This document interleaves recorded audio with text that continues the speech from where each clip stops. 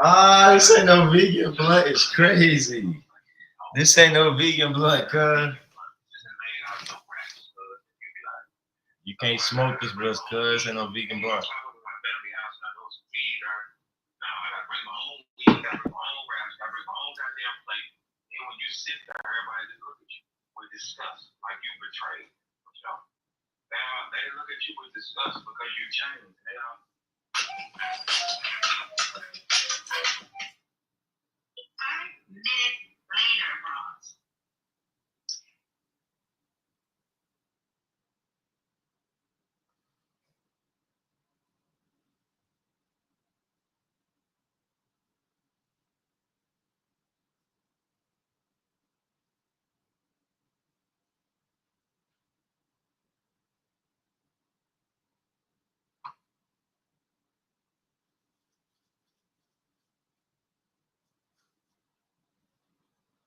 What's retirement look like for Summer?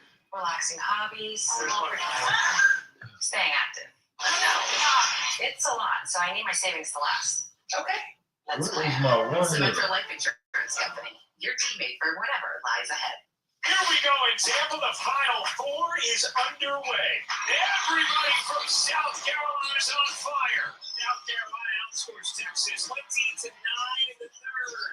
The chance to repeat wins. Connecticut, UCLA, an easy foot is dialed in Tampa. It's another 20-point night for Sarah Strong. Get your popcorn ready. Connecticut, South Carolina, coming your way Sunday afternoon. Now, South Carolina looks to win back-to-back national titles tomorrow when they face off against UConn. The Huskies are 3-2 versus the reigning national title winners in the NCAA tournament, while South Carolina is just one of two teams to be undefeated in the title game among teams with multiple appearances. There's some good games tonight, boy, to South Carolina. What's going on? Welcome to my channel, man. I'm gonna start streaming my lifestyle shit. Streaming lifestyle shit, lifestyle content. What am I doing today? Today I'm probably gonna do some. Oh, Big Dog, what's up, man? What up, youngin? Big Dog Philio G got me here. Salute, man. I'm about to start building on this channel. I'm gonna start doing some lifestyle builds. I'm gonna start streaming some art, streaming some other channels. I think BAP going live. In an hour. How my sound going? I gotta get a new mic. How my sound? How's it sounding for y'all, man? I'm gonna try to pull up some content for today. Let's do this. Do a screen share, and then I'm gonna do a screen share, and then I'm gonna do a probably do a weather build, do some shit on the weather real quick. So Dane Wigginton, geoengineeringwatch.org. He does global alert news. So I'll probably tap into this for a little bit until BAP go live. But on this channel, man, we gonna tap into just my lifestyle and stuff like that. I'm gonna do a streaming channel, probably go on the road and stuff. But for now, let's show this Dane Wigginton. It lays the predicate and the foundation for the development of a weather satellite. Right here. That will permit man to determine the world's cloud layer. Oh, you can hear the... And ultimately to control the weather. And he who controls the weather will control the world. So this first statement around the world is completely unraveling. Right. This first statement is important because it's Lyndon B. Johnson declaring that they found a weather machine to control the weather. So a lot of us, still speculate whether they're controlling the weather or not. But you got Lyndon B. Johnson himself right here. It lays the predicate and the foundation for the development of a weather satellite. I'm trying to get my channel going. That will permit man to determine the world's cloud Probably ain't gonna layer, be too much arguing around here, but and ultimately I want to to control the weather, and he who controls the weather will Art. control the world. Is it true? Weather It's true. around Thing the you had, world that's is right. completely That's unraveling. right. What core factor in this equation continues That's a to be fact. covered up by the criminal cabals See what game we masquerading talk about as when we get legitimate up. governments? Salute y'all, man. We'll get to that. But about Y'all the want to weather, come in? Just let drought me to know. I'll deluge drop the and link. back scenarios man. are now the norm. Baseball and softball size hail, now the norm. Snowless in the Andes, diminishing snow everywhere except the chemical ice nucleation engineered winter target zones. Elsewhere in South America, record heat, record drought, and record deluge. On the other side of the world, in places like Tasmania, the same, and Australia. Mexico hit 113 degrees Fahrenheit in March. Wonder what July and August will be like there. They're already almost out of water. Record heat in Phoenix, 99 degrees officially, unofficially 100 or more. And many other locations in the Southwest also record heat, including the Northwest. And the record heat comes in between the chemical ice nucleation flash freeze cool downs. Record March heat in the Caribbean, hottest nights ever recorded there for March. Out of control fires in South Carolina, the state that continues to be brutalized. In fact, no state in the Union is being overlooked, are they? All subject to ongoing weather warfare operations. Record firestorms in South Korea. What have they done to anger Let me know if the I'm controllers that be? If y'all can see me, if I'm Record live heat right in now. China, Oh, yeah, I'm Africa, live. Okay. Australia, the Middle East, and again, America. Many records being broken by 10 full degrees or more. If that doesn't alarm you, it certainly should. Between the record warm-up rebounds, there are climate engineering chemical ice nucleation cloud seeding temporary toxic cool downs, often with odd-shaped frozen material falling from the sky.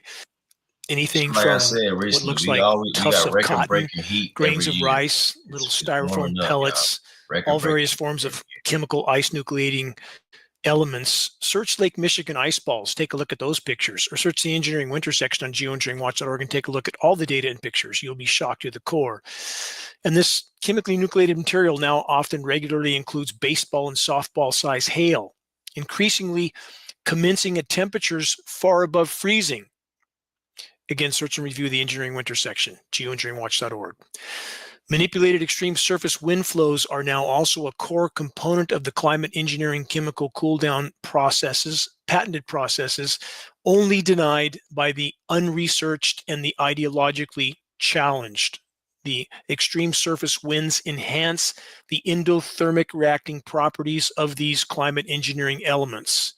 While ever more outrageous scripted political theater is being utilized to distract and divide populations till the last possible moment, orchestrated conflict, carnage, and climate engineering chaos are wreaking havoc around the world. Buckle up. Let's get started. So many bad news breaking headlines to cover in this broadcast. First, from MSN. Scientists sound the alarm as new study predicts dire consequences of human activity, the power to wipe out entire landscapes. End of headline. In this report, did the so-called scientists muster up the courage to mention the most destructive human activity of all? Global climate disruption operations that are raging in our skies day after day, painfully obvious to any that aren't completely asleep at the wheel? You already know the answer. Of course, the so-called scientists didn't say a word. They know how long their leash is. So let's all just ride the Titanic to the bottom of the abyss, eyes wide shut. And about the title of humans having the power to wipe out entire landscapes, as catastrophic as that sounds, the untainted truth is unthinkably worse. Our species wields the power to wipe out the entire planet many, many times over. And that is exactly the course we're collectively on. Near-term self-annihilation. No nuclear cataclysm needed, no rogue asteroid needed. And about that trajectory, it's not speculation, theory, or conjecture. It's a statistical certainty, again, if we remain on the current course. And about the timeframes on the current trajectory, not centuries, not decades, collapse is already kicking in the front door now. Though the list of human assaults on the planet is endless, and all are part of the scenario we now face, climate engineering, aka weather warfare, is at the top of the heap. On that note, a new headline that is a glaring red flag of the controllers trying to convince us that climate engineering is actually good for us, or at least, according to them, the lesser of two evils. From CipherNews.com, geoengineering quantified. Heat is deadlier than air pollution. From the report, a recent peer-reviewed article in the preeminent scientific journal Proceedings of the National Academy of Sciences quantified the risks and finds more people would die because of the heat from unabated climate change than would die from any additional pollution caused by deploying this solar geoengineering technology. Really? Let's ponder that conclusion from the National Academy of Sciences, aka the power structure paid for kind. So, after 3/4 of a century of ongoing and accelerating geoengineering weather warfare operations, the human race and all life on Earth is circling the drain now. Yet the Matrix-owned experts would have us believe that filling our skies full of toxic jet-sprayed heavy metal and polymer aerosol filth will, in the end, save us all from ourselves, instead of ensuring our common demise. Do you believe them? Bottom line, if we're to buy any bonus time on planet Earth, the climate engineering insanity must be fully exposed and halted, and that effort will take all of us. If we can simply push this issue to the full light of day, a shockwave will ensue around the world. Populations would finally be forced to face the fact that their governments have done this to them without their knowledge or consent. The liability issues are incalculable. That's why governments are doing everything they can to hide the atrocities in our sky until the last possible moment. Pressing on from Yahoo News, weather whiplash, record heat and severe weather possible this week. From ABC News Minnesota, from 70s to slush, weather whiplash in store this week. And they use that term all the time now. Did you hear that 15 or 20 years ago? No. You hear it now because climate engineering is the core factor in the weather whiplash scenarios. This ABC report continues with this. Some along the I-90 corridor could see the 80s as a cold front arrives in the evening. Yeah, that's normal. Temperatures in the 80s to snow, the chemically nucleated kind, and no one asks any questions. Move along. Nothing to see here. From AccuWeather, at least 100 million at risk for severe weather from Saturday to Monday. From that report, severe thunderstorms will jolt dozens of states from late this week through early next week, including the risk of destructive winds and tornadoes. Saturday is forecast to be the first of the major days of severe weather in the unfolding pattern.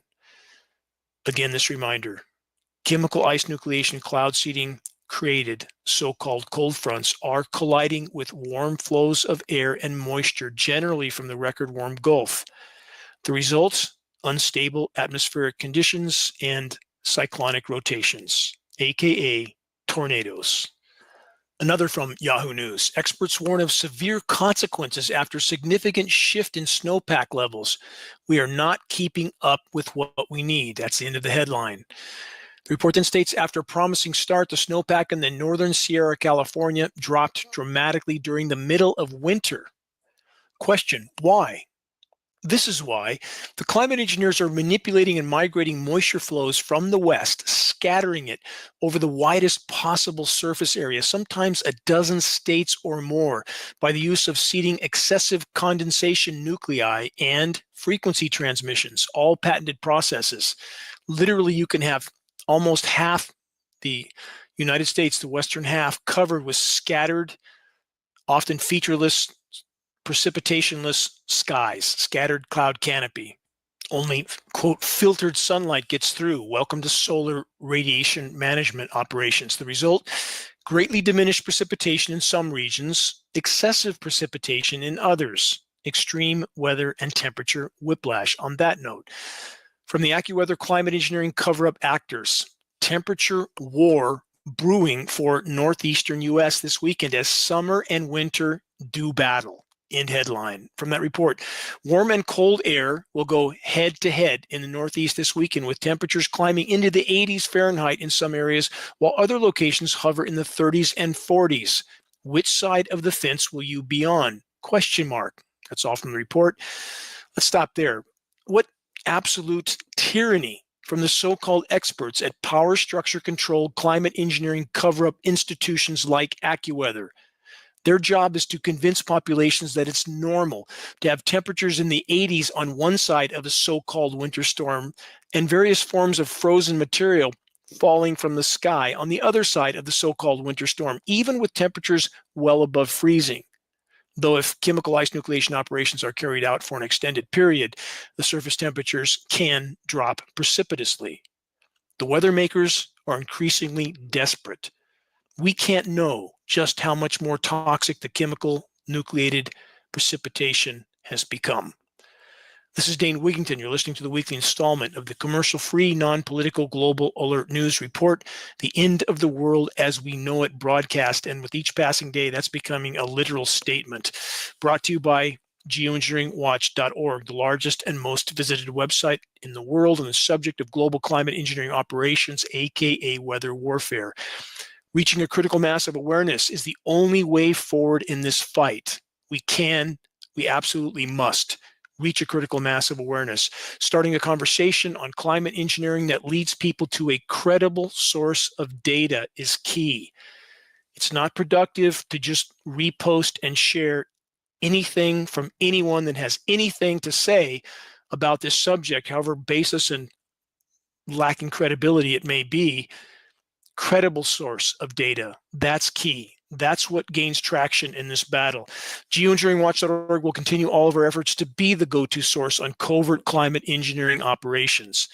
A conversation on climate engineering can easily be started with Geoengineering Watch awareness-raising materials. They're available on our homepage. Are extremely high quality, full color printed materials, excellent key to the door, and we pass those on for less than our cost of producing and shipping. We are working this battle 7 days a week, my entire family. This is all we do for as long as we can remember. It's intolerable for me to live on a planet with this going on in our skies, destroying what's left of this former miracle planet that we inhabit. Please help us to sound the alarm. Moving on, what's being scheduled for hurricanes? Also from so-called AccuWeather. Dynamic hurricane season predicted for Atlantic in 2025. From that report, the Atlantic hurricane season starts on June 1st and is poised to be a turbulent year, with AccuWeather predicting 13 to 18 storms and warning of hurricanes that can rapidly strengthen. That's rapid intensification, which is mostly what we see now, never existed in the past, leading up to landfall. And why is that? Why is the rapid intensification almost always just prior to landfall? Because that's when the ground-based network of frequency transmission facilities can then pick up the manipulation of that storm. And they don't want it too strong too soon, because then it can't be steered as easily. These are patented processes. Please search geoengineeringwatch.org hurricanes. Look at all our reports that we captured in real time of cyclones being steered with patented processes of frequency transmissions. It's inarguable. The interaction of these transmissions and the behavior of those storms is absolutely beyond dispute. They are being manipulated. We can speculate as to the motives, the agendas, the objectives. Bottom line, they are being steered. If all the data is examined, that conclusion is inarguable. From the AccuWeather report, this last statement, one of the biggest factors for tropical development in 2025 is the abundance of warm water available to fuel storms. Yes, that's true. The planet is very capable of spawning these storms, much more so than ever before. But let's correct that last statement. Not just warm ocean water, but in fact, record-shattering warm oceans, so warm that reefs all over the globe are dying or are already dead. And kelp forests, for a larger network of underwater ecosystems, are completely imploding, almost gone already, about 95% gone. An extremely painful scenario for me, as I have spent I used to do a lot of lives on weather, fitness, and health. different aspects of politics and stuff like that. OCO, Kinfolk, salute, man. That's pieces like GK, old mate now, Alito, man. It's all about American. What's going on? I'm gonna start going live again, but this channel is gonna be a lot of streaming shit like this. My animal, my lifestyle, different meats I take, and I'm also gonna teach and bring back some of the information I used to build on. So This new stay headline tuned, man. from Go ahead, CNN like, News. subscribe, State lawmakers are hit the looking bell to ban notifications so when I go non-existent, live, quote, try to chemtrails. get this channel. It could have real-life Try to, side you effects. know, That's the get end of the some fresh headline. That's perspective from on some different topics. Ramisha We all got the weather in Maroof common, so and Brandon watch out Miller. for that weather. So That's a CNN meteorologist. don't be building on that. Perhaps sending a peaceful and professional email Tell a friend, to tell a Mr. friend. Maroof and Brandon Come on Miller in, man. with a link They like to the geoengineeringwatch.org documentary, The y'all Dimming, follow would Dane be Wigington appropriate. to Ask them to try and explain geoengineeringwatch.org. away They the let you proof know about presented what's in coming. The Dimming, and So stay to make updated them with accountable, openly CC geoengineeringwatch.org. as many other Direct awake and aware video. activists and individuals as you can, so that Mr. Maroof and Mr. Miller know that there are a great many awaiting their response. From the CNN Climate Engineering Cover-Up Report, this, an unsubstantiated conspiracy theory that claims the U.S. government is controlling the weather or its citizens by spraying dangerous, quote, chemtrails from airplanes has now made its way into several state legislatures where it could get manifested into real-life laws. Let's stop there. Not several states. As of this broadcast, 31 states and counting. Geoengineeringwatch.org is working with many of the representatives from these states, supplying them our printed materials as well. More from CNN. It's an example of how unproven and off-the-wall theories, stop and think about that. The entire global climate science community is talking about climate engineering, describing exactly what we see in our skies with exactly the consequences we are experiencing and the exact kind of fallout that are showing up in lab tests everywhere, including destroyed ozone layer, disrupted hydrological cycle, everything. And yet CNN and their so-called reporters call this off-the-wall theories. They continue, are bubbling into mainstream discourses under the Trump administration. I'll elaborate on that. That is certainly a political statement that doesn't belong in this report because it's all administrations going back decades. They say many of which sow distrust in the government, the theories they're speaking about. This effort, they say, in particular, could prevent actual scientists and engineers from slowing the breakneck pace of global warming, which is inflicting a devastating toll on Americans in the form of extreme weather. Whoa, wait, stop. Again, first, just under the Trump administration, as I stated, no, every administration going back decades. And about the distrusting the government part, who rationally wouldn't distrust the government at this point? So let's ponder that previous sentence again. Quote, the chemtrail conspiracy theories could prevent actual scientists and engineers from slowing the breakneck pace of global warming, which is inflicting a devastating toll on Americans in the form of extreme weather. Climate engineering, aka weather warfare, is exacting an unimaginable toll on everything, including all Americans, and to omit that from this equation is absolutely criminal. How are these authors for this CNN report not criminal accomplices to the climate engineering crimes? The rule of law says that they are. So these authors want us to believe that climate engineering operations will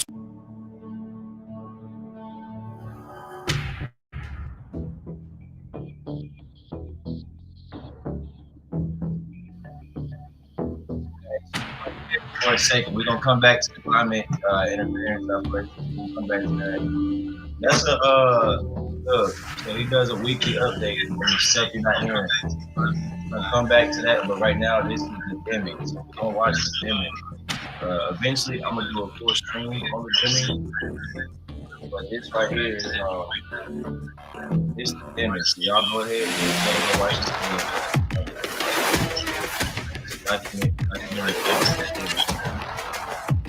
Exactly.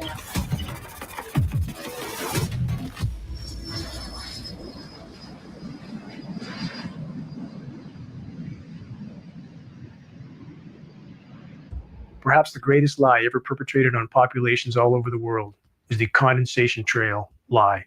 What we're seeing in our skies is not condensation. It's sprayed particulate dispersions with very few exceptions. They shouldn't be there.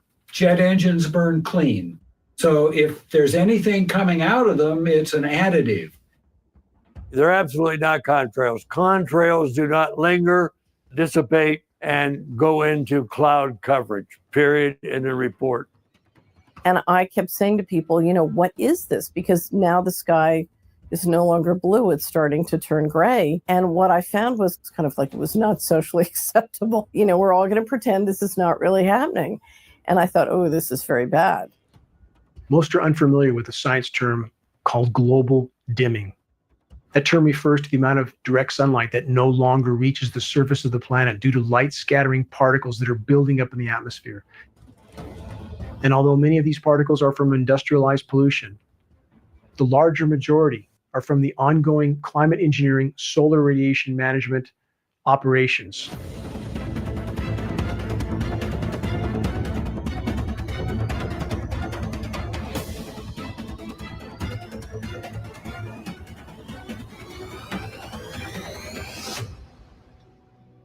This engine, a high bypass turbofan jet engine, this is the engine that is on all military tankers and all commercial carriers, is in essence a jet-powered fan. 90% of the air that moves through this engine is non-combusted. This engine by design is nearly incapable of producing any condensation trail except under rare and extreme circumstances. And again, we have film footage of aircraft flying at altitude with nozzles visible, turning on and off.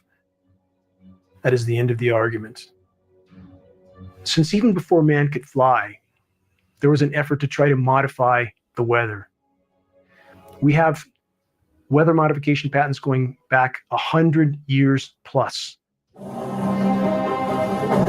These are historical films of what can be done with a biplane, a small biplane that carries a very small payload. And that much can be done. How much more can a fully loaded military tanker, KC-10, KC-135, C-17 Globemaster, how much more material can they put in the air? About 500 times more with a single tanker. In regard to the condensation trail narrative, many refer back to the trails left by World War II bombers as proof that we are only seeing condensation trails in our skies. But geoengineeringwatch.org found on military archives film footage, which we posted, of World War II B-17s at altitude turning off a sprayed dispersion.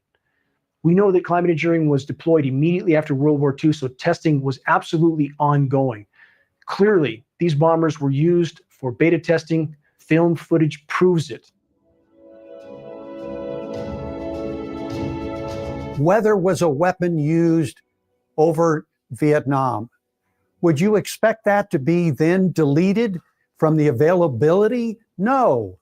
To continue to expand the scientific aspects of it, to have it available in your portfolio of weapons would be a natural process. Therefore, should you expect that it is available on demand to have the ability to modify weather? Absolutely, within this country and others. Climate engineering is the crown jewel of the military-industrial complex. Climate engineering has been used to destabilize and topple nations all over the globe, facilitating military occupations by hostile countries like the US. We know that some of these countries are having their precipitation cut off because they have stated so on the floor of the UN, like the president of Iran stating emphatically that NATO weather modification programs were cutting off the precipitation to Iran, but US media never covered it.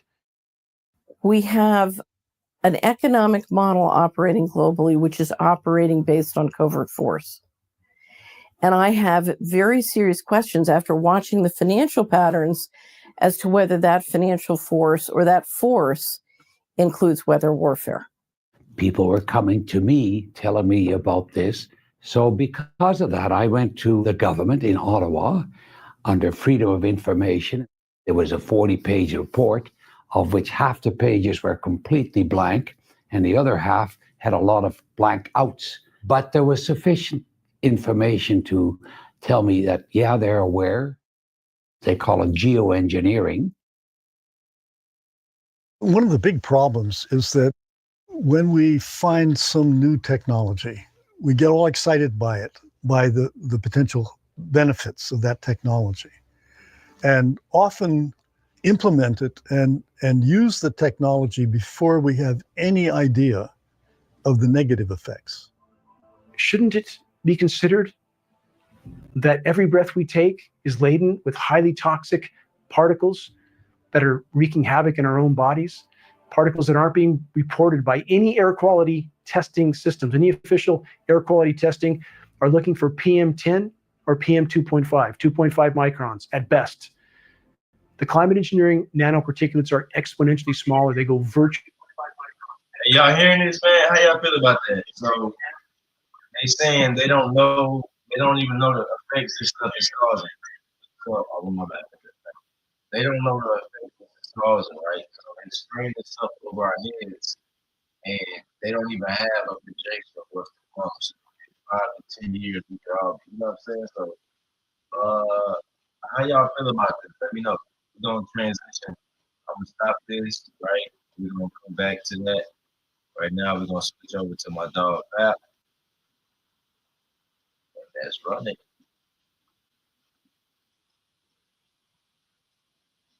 Let me know how y'all feel about this, though.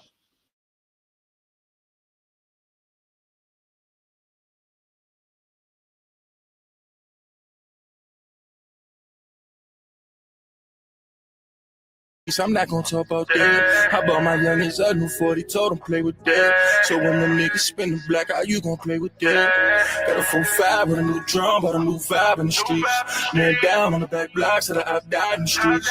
4-5 with a new drum, but a new vibe in the streets. Man down on the back blocks that I've died in the streets.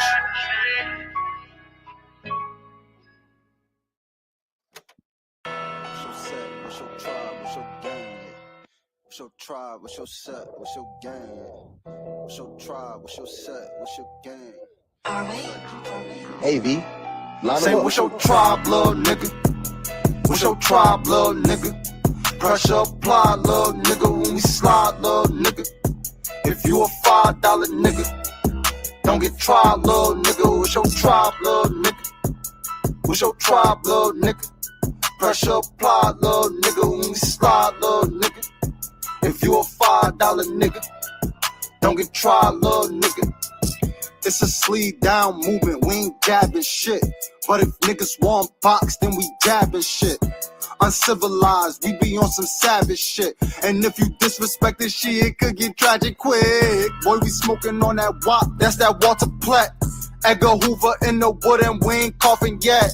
If you a NA nigga, then you not a threat. If you a AA nigga, you get my respect. Aboriginal, all the ops pitiful. Colonize your mind, then they act like they got rid of you. Truth come to the light, they'll fuck around and finish you. Copper color Indian, the proof is individual. I said the proof is individual. SOE. Shit is getting critical. Better mask up, nigga, or be dinner fool. And it's still trap gang, you know that been a crew. A alpha male on just provide, little nigga. He create governments and get supplied, little nigga. All that marching ain't gonna work. You ain't tired, little nigga. Quick to G, check that nigga like, what's your tribe, little nigga? What's your tribe, little nigga? What's your tribe, little nigga? Pressure apply, little nigga. When we slide, little nigga. If you a $5 nigga, don't get tried, little nigga. What's your tribe, little nigga? What's your tribe, little nigga? Pressure apply, little nigga. When we slide, little nigga. If you a $5 nigga, don't get tried, little nigga. Never have no tent on them, come from where we come from. Copper ain't your nature, this ain't your land, this ain't your nation. They say we lost our language when we went through simulation. Y'all went through simulation, how the fuck y'all know the language? This to mirror, fuck these natives. Atlantis till we vanish. First on Turtle Island, still the first ones on this planet. They talk on the net, but if we met, they show they panties. When it come to action, bitch, we slide like Michael Jackson. Bullets playing tag, this ain't no Facebook post. They was damn bad before they came to the coast. Crackers turning jackers, all our friends became foes. 100 years later, back on top of you hoes. Like, what's your tribe, little nigga? What's your tribe, little nigga? Pressure apply, little nigga, when we slide, little nigga. If you a $5 nigga, don't get tried, little nigga. What's your tribe, little nigga? Peace, peace, peace, peace, peace, peace. Peace, love, and light to all American Aborigines. This your brother Aboriginal Power, and we back with another one when you thought it wasn't going to be another one. Man, we are here, locked and loaded. Shout out to the real ones in the building, man. Drop those fire emojis if you guys can hear me loud and clear. You know what I'm saying? We want to make sure we're locked in with the family for certainly.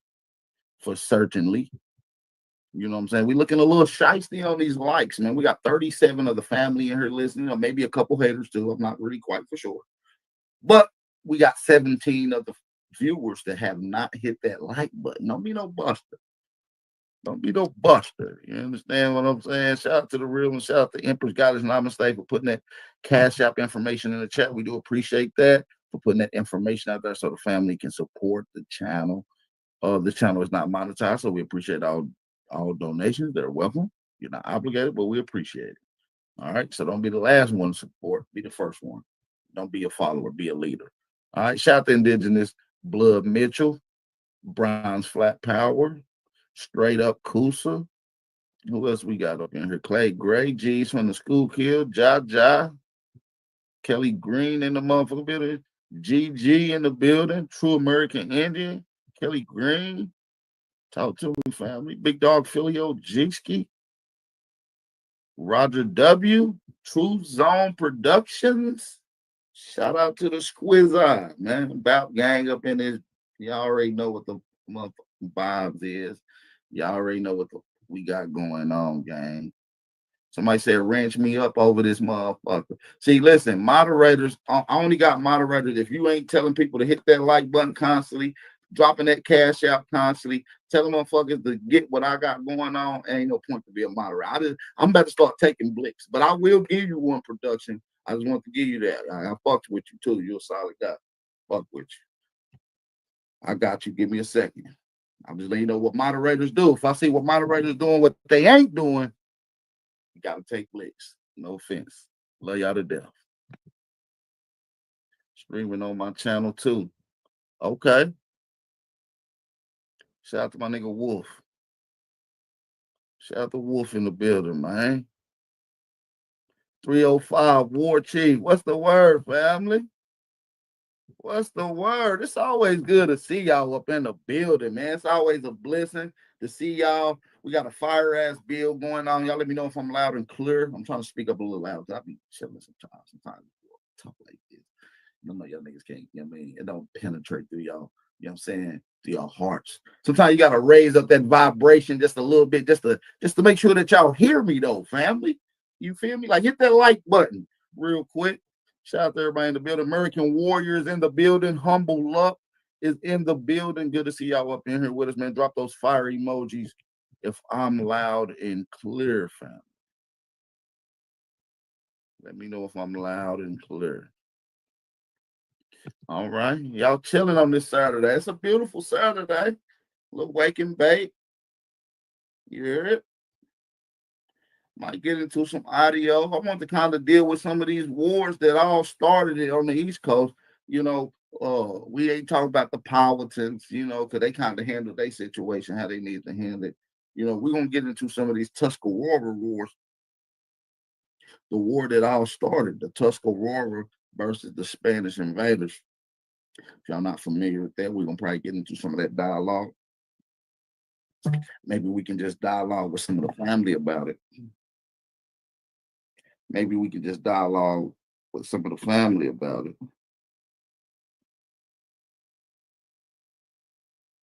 You see what I'm saying? Be one of them busters that don't support the channel, man. Hey, support the movement, man. We do got a goal of trying to get 10 of the families to support. Let's see if we can hit the goal today, y'all. Can we hit the goal today or not? Let me know. We're going to barbecue a meal, dude. It's a Saturday. Not a sad day, a Saturday. You understand what I'm saying? Shout out to everybody in the building. Are y'all familiar with the Tuscaroras? Are y'all familiar with the Tuscaroras? Tuscarora is a Iroquois-speaking people who reside in the area that we call North Carolina, in close proximity to the alleged Gullahs, the alleged Yamasee, and the Shakur. If y'all not familiar with the Shakur, we're gonna get into who those is as well. The Tuscaroras was some rowdy motherfuckers, a bunch of big, black, mean mottuscarawas on the coast of North Carolina. And a lot of the earlier Spanish invasions, explorers that came got handled. The ones that didn't get handled later on ended up going into the back hills of the North Carolina Rockies and Smoky Mountains, hiding out, oftentimes finding allies within the indigenous groups like the Tuscarora, the Yamasee, and the Gullah. And a lot of these Spanish who was ran away from their initial camp end up mating and settling with the indigenous peoples, which is how you get your pocket of what they call Melungeon. A Melungeon is an indigenous aboriginal from the East Coast with a little Spaniard blood and a little later on European blood. But we're going to break this shit down. Big black niggas.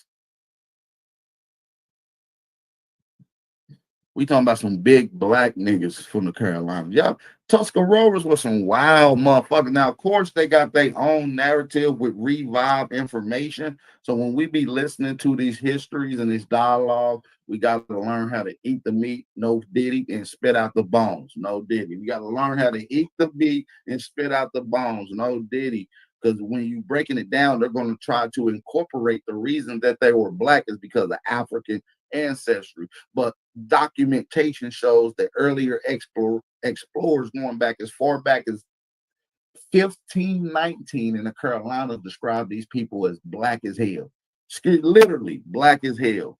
So when we dealing with some of those people, like the Tuscarora, the Yamasee, the Gullah, the AKA the Blackfoot, these are the peoples of the Carolinas, the Negro skin, the Negro phenotype people, the dark melanated skin with the woolly hair. This shows a dominant and a separatist in genetic structures amongst other melanated groups that does not share the same physiognomy and hair patterns. This shows a genetic difference. And so with that being said, we know that the indigenous peoples of the Carolinas that we call the Tuscaroras or the Yamasees were in fact Negro people, man. We're talking about some strong, athletic ass motherfucking people, man. We're talking about some athletic ass motherfuckers. We're talking about some strong motherfuckers who was going to war. And they was feared. Like they was with the shit. We're gonna get into some of it. Shout out to Henry and King's bloodline. Shout out to 111 True Searcher, right? Shout out to my brother OTK. Shout out to Anthony Williams. Shout out to Straight Out of Gotham. It's always good to see y'all motherfuckers up in here. It's always good to see y'all. It's always good to see y'all. As long as y'all can see me. All right, let's get into a little bit of this audio that we got lined up. Y'all gonna have to bear with me a little bit. We about to try to barbecue. Y'all know how it is. We about to try to barbecue. So y'all make sure y'all hit that like button, thumb up the video, and support the channel. Y'all bogus as hell for not hitting them likes up, and y'all extra bogus as hell for not supporting the channel. You know what I'm saying? We just gonna go and shoot that flat out. Y'all bogus. You're bogus. So let's get into some of this early conversation about the Tuscaroras. We know the Tuscaroras occupy an area from Wilmington, North Carolina, all the way up to Greensboro, North Carolina, and everything in between, such as Fayetteville and Raleigh, North Carolina. These are the main areas that the Tuscarora would have occupied in. They would have been having a strength and numbers in these particular areas. Let's see if we can pull this up on the motherfucking screen.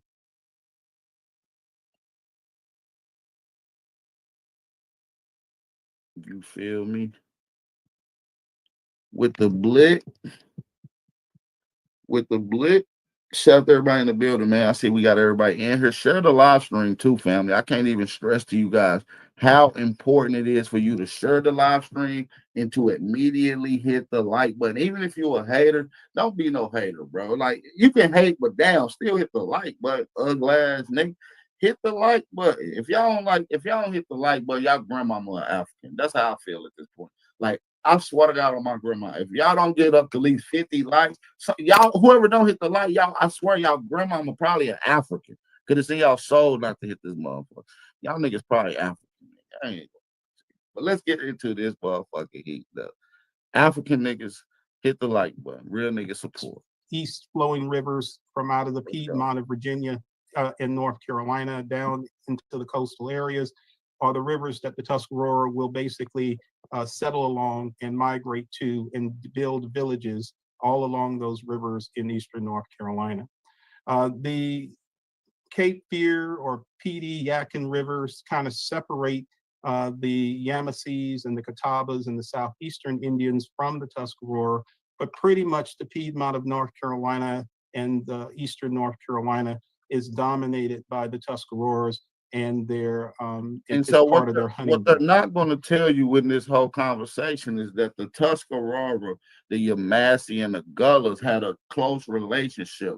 There was actually contract agreements, aka a confederacy, between those. So when they went to war with the French and the Spanish during those earlier times, they banded together in the late 1700s, formulating the group that we call the Seminoles today. The Seminoles is a conglomerate of indigenous groups like the Tuscarora, the Yamasee, the Gullah, and some of the Creek as well. Okay, family? The Tuscarora will be made up of several clans, a total of 7 clans. Snipe Clan, Eel Clan, Bear Clan, Deer Clan, Wolf Clan, Beaver, and Turtle Clan. So these was his names. These was family names. These are just main families. And each of these families got hundreds of members. And each clan is a family. And each family got hundreds of members. We're talking about a huge nation of people here, family. We're talking about a huge nation of people in this Carolina area. So make sure y'all drop those fire emojis. Make sure y'all drop them. I want y'all understand it.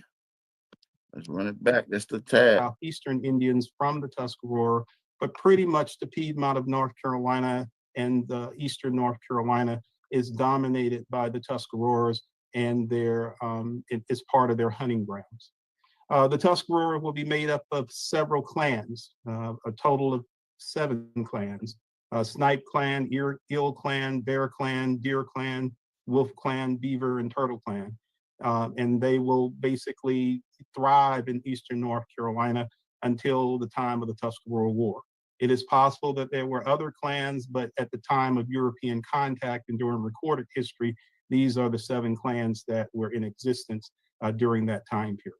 And again, as this colonial map of North Carolina shows, the Tuscaroras had villages stretching through what today would be Bertie County, Hertford and Halifax County, on down through Edgecombe County, Wilson County, on down towards Snow Hill. But throughout eastern North Carolina, most of the major places like Pitt County and major cities like Goldsboro, Greenville. Yeah, obviously this is a little whitewashed information coming from Revive. I just wanted to give y'all a general understanding of who the Tuscaroras was and what area they lived in. When you start listening to those names and those clans, these are terms that Europeans classify these terms. I'm pretty sure they didn't call themselves that. As a matter of fact, when we get into some of the earlier history of some of this area that we know in the Catawba area or that we call North Carolina, we're dealing with some of the most recent sites, most archaeological data, and most abstract history of Revive is going to give you the minimum basis. But right in that Petey River area, like by Raleigh, in between Raleigh and Fayetteville, right in between that gap is the area that we call the Topper site. The Topper site is one of the oldest historical settlements in North Carolina, dating back to 50,000 years. And that's according to North Carolina University, Al Goodyear, the leading archaeologist.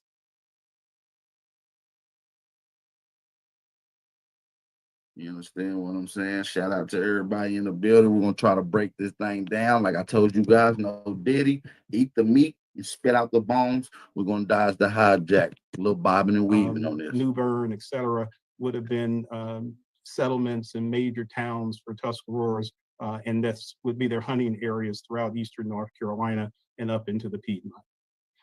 Because of the Tuscaroras, historic ties to the Iroquois people of the Northeast, they developed trading routes. They traded with various Indian nations. Y'all make sure y'all sub up to my channel, man.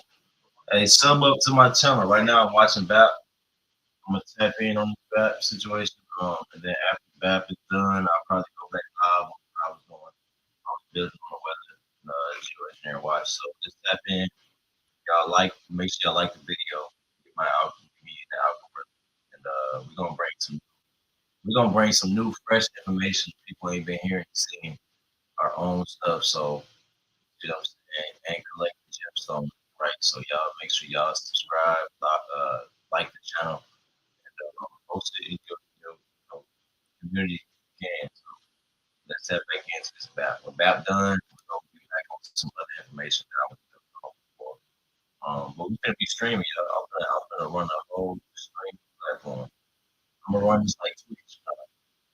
Ain't gonna be arguing all that extra shit. I'm gonna let people come on, but we're gonna run this like Twitch. Niggas on my channel, y'all gonna have to cam up and show y'all lifestyle. That's what we doing on my channel. Okay, so if people coming on my channel, it's all lifestyle. We're gonna do real content, real streaming, real people.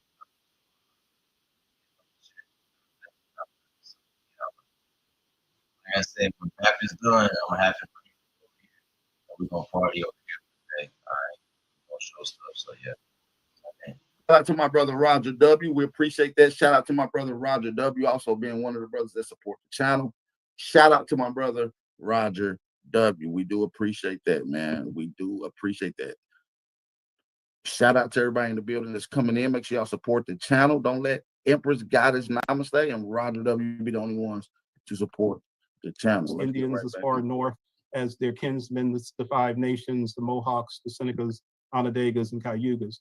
But they had a very significant trade. Not only did they have very fertile land in eastern North Carolina that was desired by the colonists, they had very lucrative trade routes and were the middlemen between major trade between the colonies of Virginia, South Carolina, and even as far north, as I mentioned before, to New York and Pennsylvania. And because of this, they are as much a part of the Iroquois Confederacy as the other five nations. They were well respected. As a matter of fact, by this time in the 1600s, the snake came from South America, y'all. It's a real American snake. And she gets about 10 to 11 feet. She with us. They just they eat well. And then they real docile to take care of them. Love you. Let her out. Because she's aggressive. She did me a few times, but she don't get out of my so she's gonna fight right now. That's all. Confederation. Okay, family, let's keep it going. Drop those fire emojis. By the other five nations. And after the Tuscarora War, they will be allowed to migrate to the lands of the five nations and become the sixth nation of the Iroquois Confederacy, the most powerful Indian confederacy in the history of North America.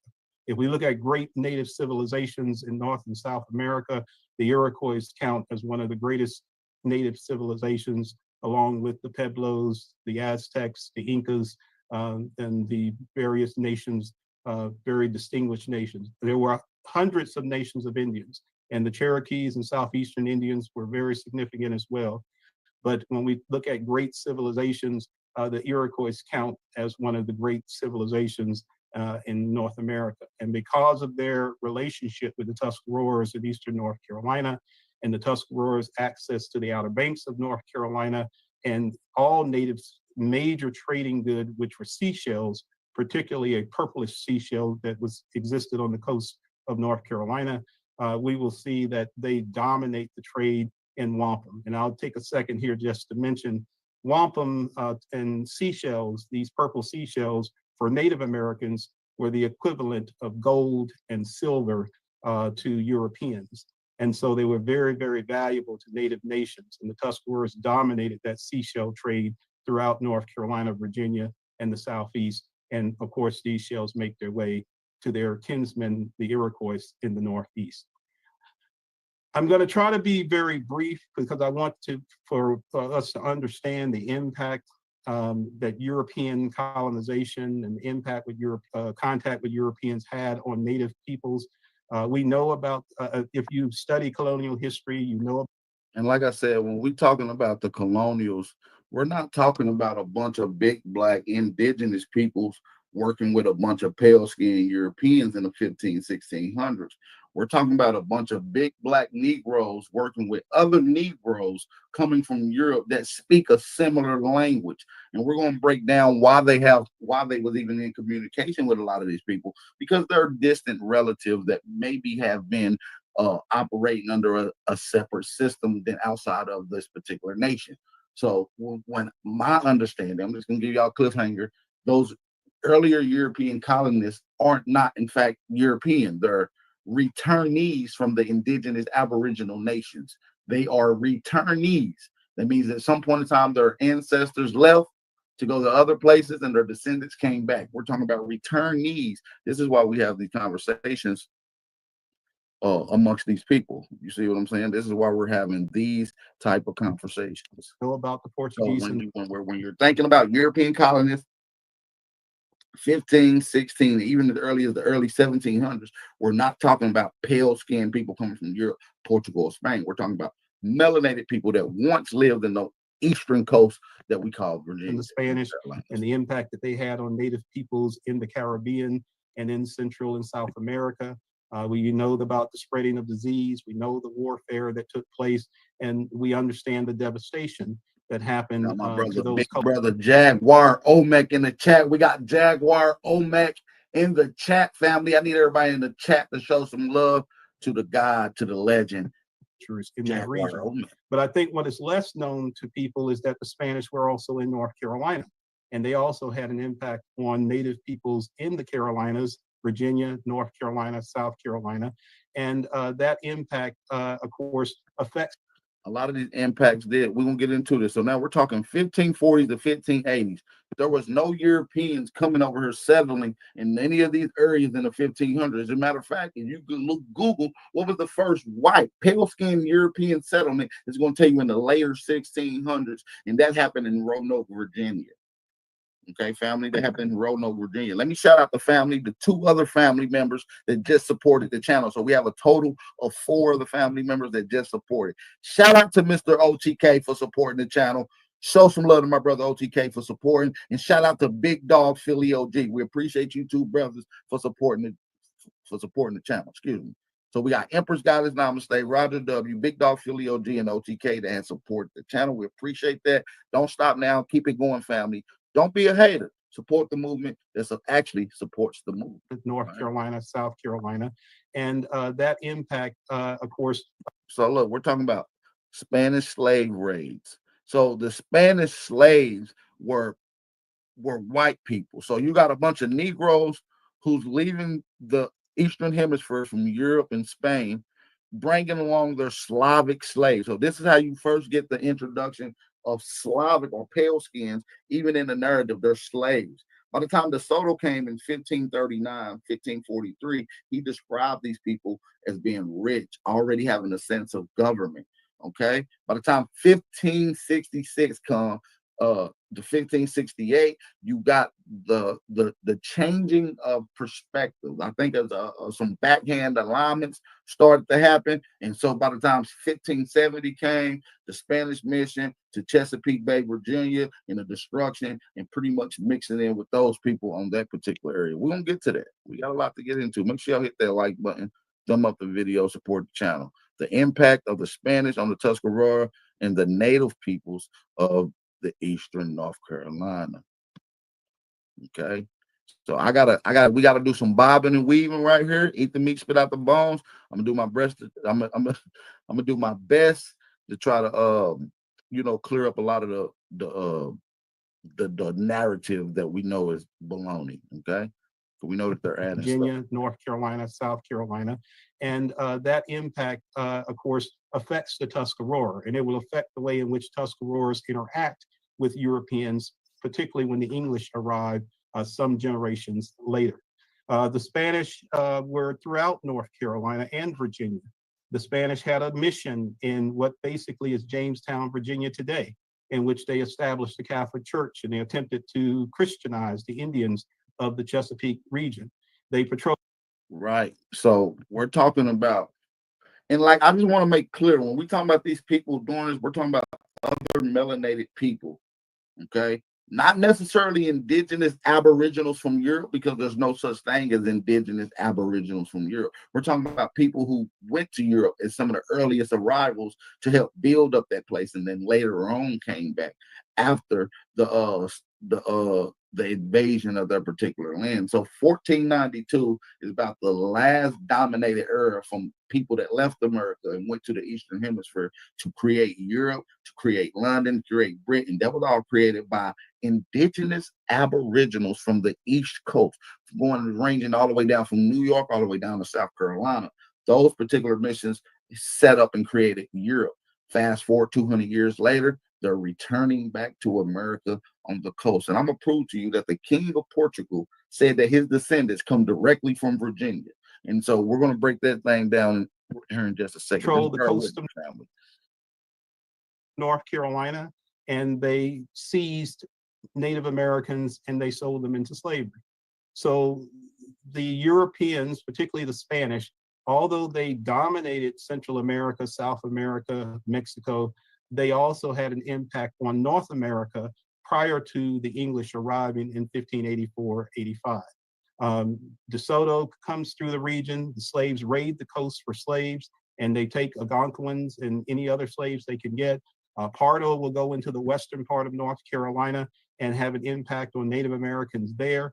So there's a Spanish presence, and it impacts Tuscaroras, and it impacts other Native nations that border them, and it leads to major changes in political alliances between Native groups that might not have been allies before, but because of the threat of the Spanish and their impact on them, numbers of groups of Indians throughout the southeastern Virginia region and eastern North Carolina will begin to realign themselves to basically protect themselves from these slave raids and from the impacts of Europeans, particularly the Spanish initially. If we talk about this impact, again, it leads to a massive Native American slave trade. So look, this is what they're trying to blend in. So now they're going to since when you look at the documentation, you're not going to see much European presence. So the reason they clear that up is say that Europeans brought over Africans, and this is how the mixing started. There was no mixing prior to them bringing African slaves, even though they was in that general area, because you can't mix with something that's the same as you. So this is the narrative that they're trying to push, and I'm going to prove to you that the Africans that they're talking about, I'm going to prove to you that the Africans that they talk about in the 1600s were strictly talking about pale-skinned people that entered in that area, in that continent, people that had no relatively history. That's what we call being non-descendable. Non-descendable means you have no native history or heritage. You're just a fictitious person. So the term African automatically ordains you to be non-descendable. This is terms that was put on people that they didn't care whether or not their heritage was. So, and we're going to explain why they did that as well, because there was laws in Europe by the time the 1670s come around, right?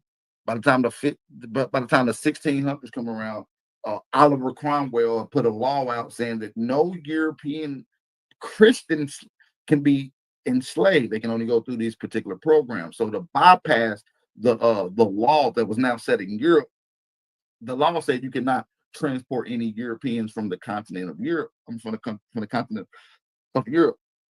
So what they did was they were taking them down into Spain and then taking them over across the Suez Canal into the continent of Africa, and then shipping them directly from Africa to the Americas. This was a way to bypass the international laws that was agreed upon that was recently placed. African means unidentified origin, in other words, non-descendable. Shout out to my brother Jaguar. Oh man, let me give another special shout out to my family that just supported. Shout out to my auntie, Chief Morning Thunder, aka Sister Bethy, in the building. She supported the channel. Make sure y'all show my sister Bethy some love for supporting the channel this grand rising. We do appreciate that. Also, shout out to True American Indian for supporting the channel as well. We do appreciate that, brother. Make sure y'all follow along. So we got a total of 6 of the family members to support the channel. A total of 6 of the family members that have supported. Make sure y'all show them some love. American Indian, the True American Indian, Sister Bethy, OTK, Big Dog Philly OG, Roger W, and Empress Goddess Namaste.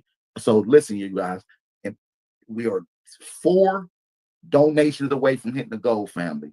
We are 4 donations away from hitting the goal. Let's see if we can hit the goal by the end of this live stream. We're going to continue to break down the war that started it all, the Tuscarora versus the Spanish invaders. So make sure y'all support the channel. We're away from hitting the goal. So natives from North Carolina, Virginia, and other parts of the Americas, Florida, are going to be taken by the Spanish, and they're going to be shipped back to Europe as slaves, as concubines and sex slaves for Europeans, even as the Europeans or the Spanish and Portuguese are bringing Africans into the Caribbean and into South America to mine silver, gold, and to work on sugar plantations. So even before the English arrived in the 1560s and 70s, the Spanish are already having a tremendously profound impact on Tuscaroras and other native groups in the South Atlantic in what became the 13 colonies. Okay, so what does this impact look like? If we talk about Pardo, for example, in the western part of North Carolina, and his forays into the region in an effort to basically establish a colony in North Carolina and in North America. We're going to see that they have a tremendous impact on the native peoples living along the Yadkin and Pee Dee rivers, as well as. Yeah, because a lot of those earlier people that was in there earlier, they didn't come in as vicious as you think. They came in as people who wanted to build, who wanted to trade. So by the time the 1700s come around, we got a whole different understanding of what's going on. So we're going to skip it up to around 1663. And so we're going to look at some of the maps from 1663, and we're going to get into it right now. Shout out to everybody that's in the building. Thumb up the video, support the channel. Let's go, family. It's going to be a good one. I need y'all to hit that like button. Let's get into it. So this is to kind of set the stage that even before the arrival of the English, and even before we see the conflict that will lead to the Tuscarora War, Tuscarora society and the societies of other native peoples in the region have already been impacted in a very negative way. And so one of the things we see happening is we see alliances beginning to reform and take form. When many native people are decimated by disease, then those native peoples will turn to other native peoples, and they will reforge alliances. And so the Tuscaroras end up taking in many Algonquin people and creating new alliances with groups like the Machapungas, the Bear River Indians, the Matamas. So right here is telling you that part of the Tuscarora went and later on became part of the Iroquois. So that means they became part of the 5 civilized tribes, meaning they had Christian agreements and contracts to go against the other nations. While the other set of the Tuscarora linked in with the Algonquins, who was directly in going against the Iroquois at that particular point for being friendly and peaceful people to the invaders of their land. So now you got a separatist of what's going on. These animosities and small battles of these clans ultimately led up to what we call the Civil War, being the Chickamauga, the Tuscarora, and the Yamasee Wars. All this is what is conglomerated and revived in the history that we call the Civil War. But we know that the Civil War didn't happen. The Civil War was the ramifications and the legal process of the actual battles between the Indian Wars. We're going to get into it, family. We're gonna break this shit down. Drop those fire emojis if you can hear and see everything loud and clear. And so the Tuscaroras end up taking in many Algonquin people and creating. Y'all hear that? So let's run it back a little bit. Hey, family, we need to get these likes up, family. We got to get these likes up. We got 111 people in the chat, family, and we only got 70 likes. That means we got over 40 people in the building that has not hit the like button. Come on, family. Share the live stream too, man. That's another form of supporting as so well. The Tuscaroras end up taking in many Algonquin people and creating new alliances with groups like the Machapungas, the Bear River Indians, the Mattamuskeet, the Choanoks, the Hatteras, the Core, the Noose, the Pamlico. So numbers of Indians that were in the coastal areas that are impacted by these early explorations by the English will shift their political alliances, and we will see the region beginning to shift and change. But the Tuscaroras are clearly the most dominant group in eastern North Carolina and in most of North Carolina during the early colonial period, prior to the arrival or the establishment of white settlements in eastern North Carolina. Here's another map of eastern North Carolina showing again it as Virginia. And you see again on this map the Monongacs, which again were the name for the Tuscaroras. Okay. Same with this map as well. These are early maps from the 1600s, early 1600s. So now I'm moving closely, and I'm going to turn it over to my colleague in a moment. We talk about, the English moving into North Carolina. So they get a foothold in Virginia, and they come down from Virginia into northeastern North Carolina first. So the first part of North Carolina that's going to be settled is going to be the Albemarle region, and it becomes known as Albemarle County. And most of the native peoples that were in the region are going to basically be forced out of the region. If they're not destroyed by disease and warfare, they're going to be enslaved by the white Virginians who are moving into the area. And so many villages pick up and they move from northeastern North Carolina over to where the Tuscaroras are proper and come under the protection of the Tuscarora, or they settle in Tuscarora hunting grounds in the Piedmont. So we see the Albemarle County beginning to grow, and it includes, Bertie County, Hertford, Halifax, Northampton, Perquimans, Pasquotank, Camden counties in the northeast.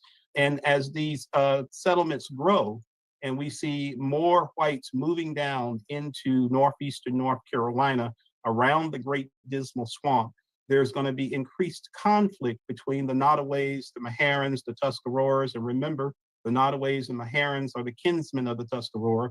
At one time, they were one people, all of the same blood and the same people, but they are in alliance and they create a confederation. And with the other Indians in the... And what y'all don't know, that there was already a confederation. This is why he keeps talking about a prior alliance. The prior alliance came between the Atlants, the Virginians, and the West Coast, who was all on this particular area that we call the Carolinas. This is what created the Confederacy. And there's some other moving components that they're not added into this, like some of the other indigenous nations from Mexico that you probably heard about that migrated north during this particular time and created confederacies with the Kentucky, Tennessee, Georgia area tribes. Okay, keep Tennessee, North Carolina, and Georgia in mind. Okay, in the region in eastern North Carolina, the Algonquin-speaking groups like the Machapungas, they see the expansive nature of the whites. They see the enslaved. So the reason there's an expansion of Europeans now, because a lot of the indigenous tribes that was incorporating these slaves that was doing contract with the other Negroes who had pale skinned slaves had created agreements. They had created an alliance, and the Algonquins had started to see the European alliances amongst some of the Tuscarora peoples. Okay, not all the Tuscaroras was in alignment with the Europeans. This is why half of the Tuscarora became almost extinct, and the other half became what they call the Iroquois Confederacy. American women and children, the killing of Native American men, and they are configuring an alliance to stand against the English, moving from the east and southeast into their territories, and to try to prevent them from, further encroaching on their land and on their territory. As you see, again, they moved down into northeastern North Carolina from Virginia. and then they began to, move down into eastern North Carolina. So it's important to understand that at the start of the Tuscarora War, the Tuscaroras were up against the English, who were coming down from Virginia and moving into New Bern, moving down into what we called Little Washington, but Pitt County region. And so they are Pitt counties. Hey, listen, it's 11:11 on the East Coast. So for those that's on the East Coast, go ahead and put your manifestations, what you want to manifest for you today, this week, this month, and this year. Go ahead and put that in the atmosphere, and it eventually will rain down on you with success. Go ahead and put that in the atmosphere. Okay. Concerned about the fact that their Native Americans, their people, are being kidnapped and sold into slavery. And so at this point, because of the conflicts between the English, it's a double-edged sword. They need the supplies that the English have. They need guns, they need knives, they need axes, they need gunpowder. So they have a trading relationship with the English, but the English are also aggressive and they want more land. And they're taking additional lands and they're taking their people and they're selling them into slavery. And that is one of the major reasons for the cause of the Tuscarora War. So I'll stop here and I'll turn it over to my. You hear that? Tuscarora started doing what the Europeans probably wanted them to do, started enslaving their own people. Because they can never catch that grip. It would have to take another set of niggas to enslave the other niggas. So we're talking about a group of people that is now conceptually doing contracts with the Christians that they're recently enslaved to go against the other nations that was not in a conceptual contract with them or an agreement, if you will.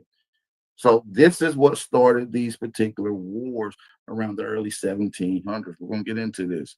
Let's build. Let's go. For the cause of the Tuscarora War. So I'll stop here and I'll turn it over to my colleague, Dr. LeVere, who will discuss the war itself. Thank you, Arwen. If you unshare your screen, I will share mine.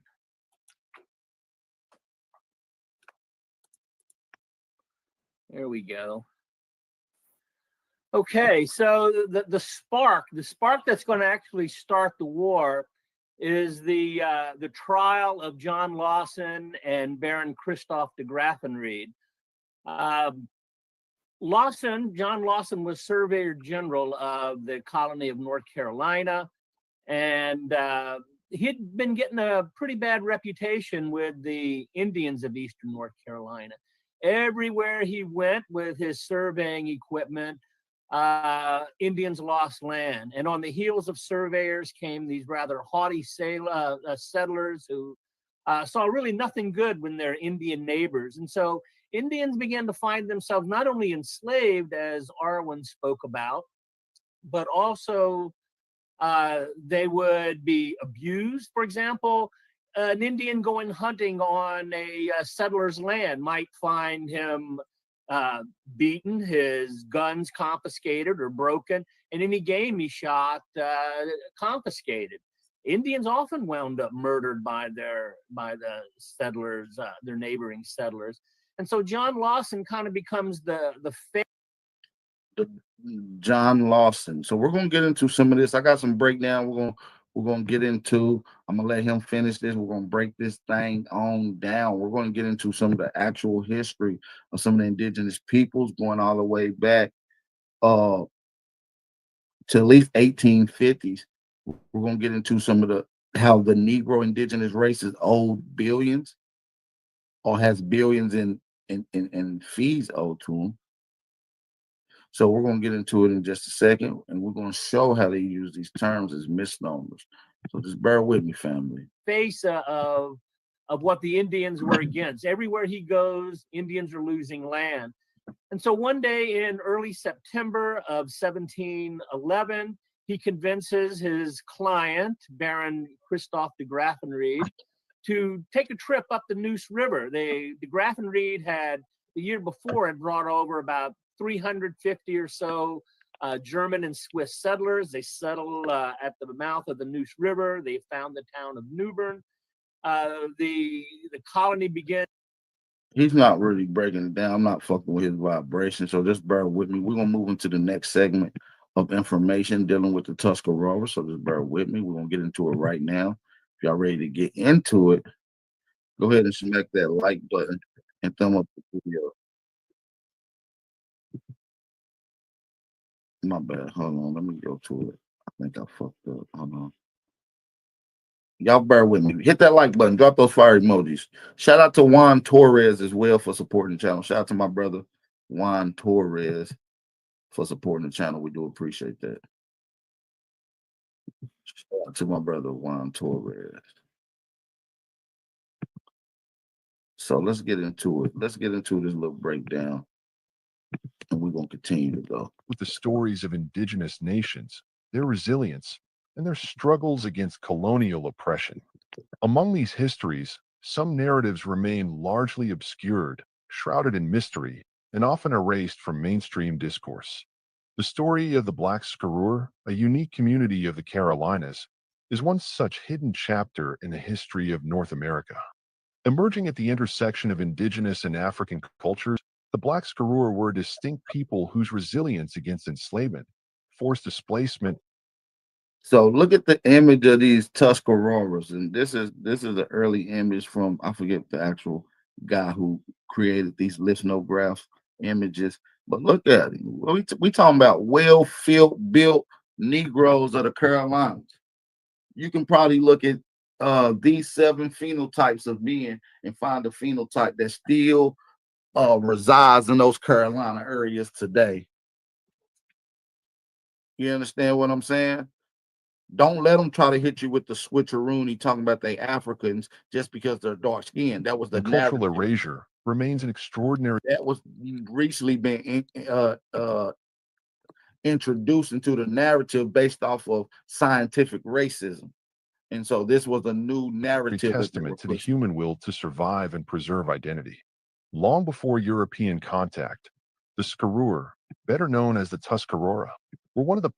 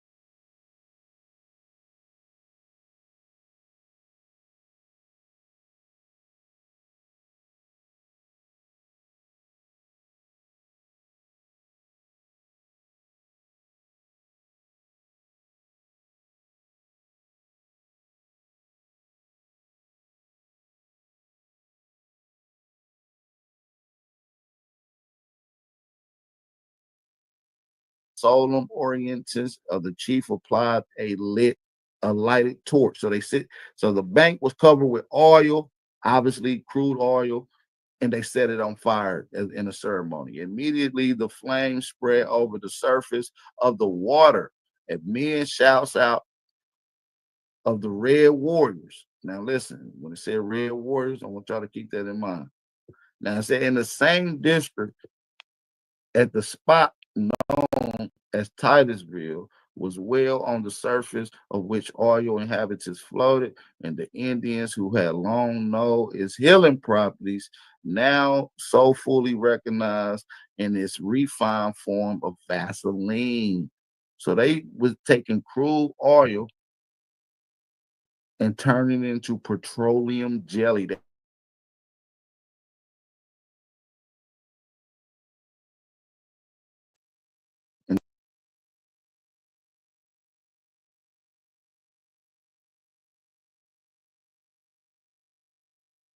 This became later known as the Seneca oil.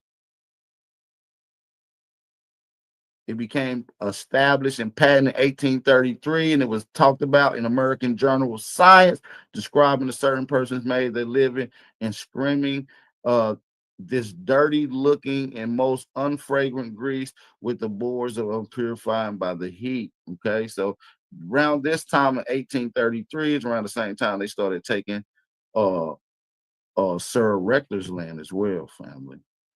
That's when they started taking Sir Rector's land, family. All right.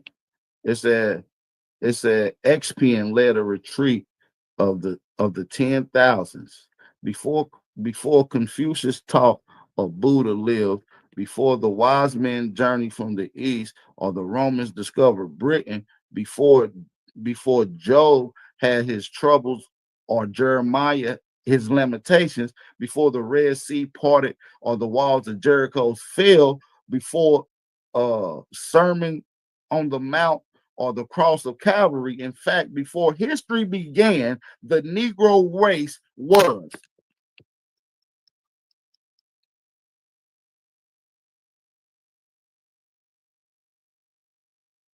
Okay.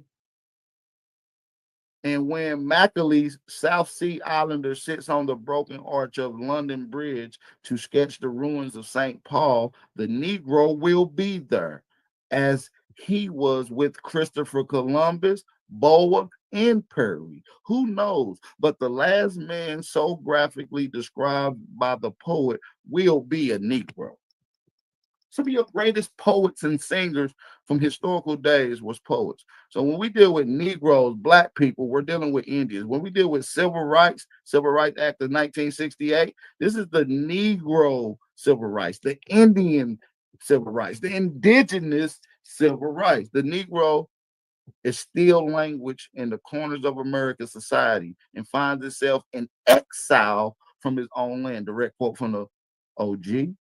Martin Luther King. Look, it says right here, nicknames for the Civil Rights Act: American Indian Civil Rights Act and the Indian Bill of Rights. And this is from the Fair Housing Opportunity and Open Houses Act. So anything dealing with HUD housing is indigenous housing. They just call it HUD for the new days, but the original term and the still today a nickname is indigenous housing. So all the projects is literally indigenous housing, family.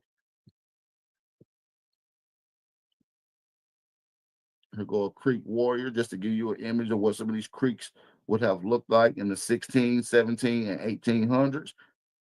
You know, not dressed primitive. These are a lithnograph of one of the chiefs. This is the direct quote from John Smith. Y'all bear with me. I got a couple memes up we're going to read into. We'll get back into the dialogue and some of the audio in just a second, family. Let's get a few other families to support the channel. John Smith, explorer, the first permanent English colonies, described the indigenous people that he was at war with on the eastern shore of America in Jamestown, Virginia. The Powhatan Indians, the Algonquin chief, this is what he described, more like a devil than a man. This is how Chief Roth described the Algonquin chief. He was more like a devil than a man, with 200 more as black as him. This is a direct quote from John Smith, the early explorer who came into those areas. Not only was the Powhatan chief a dark-skinned Negro and was very mean, but the niggas behind them was as well. We're not talking about a peaceable people. Look, Chickasaw government will move them from their reservation. Now, look, we know that the reservations is the hood. Let's get into it. Wichita, Kansas, September 19th. A dispatch from Stonewall in the Chickasaw Nation brings information to effect that King Blue, listen, King Blue, let me just zoom in on it again. King Blue, the leader of the Chickasaw Negro Indians, is an open rebellion. Come on, family.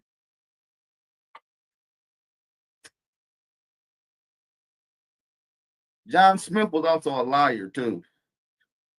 And this is from his own men's recorded document and diaries.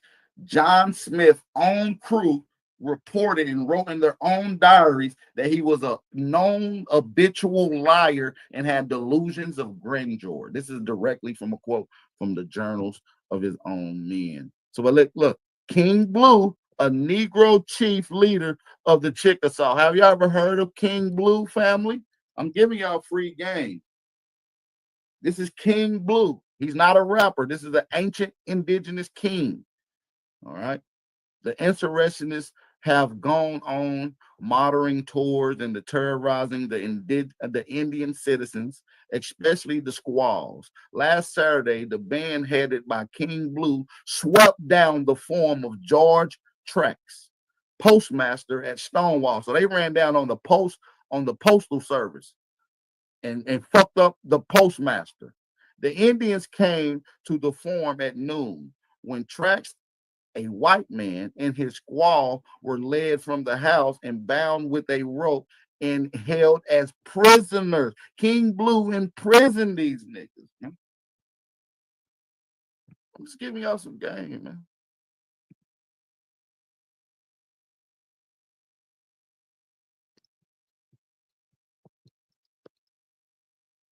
I'm just giving y'all some game. This is an image of one of the queens of Virginia. You can see her, Indian Queen. It says Indian Queen. This is a lithnograph. It's in the Library of Congress.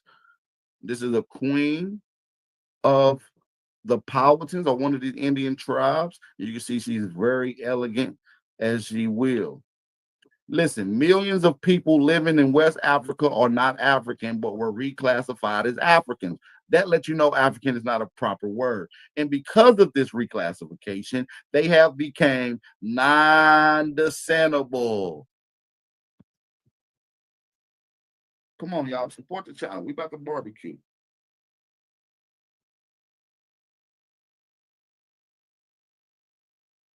Shout out to my brother Darth Vader.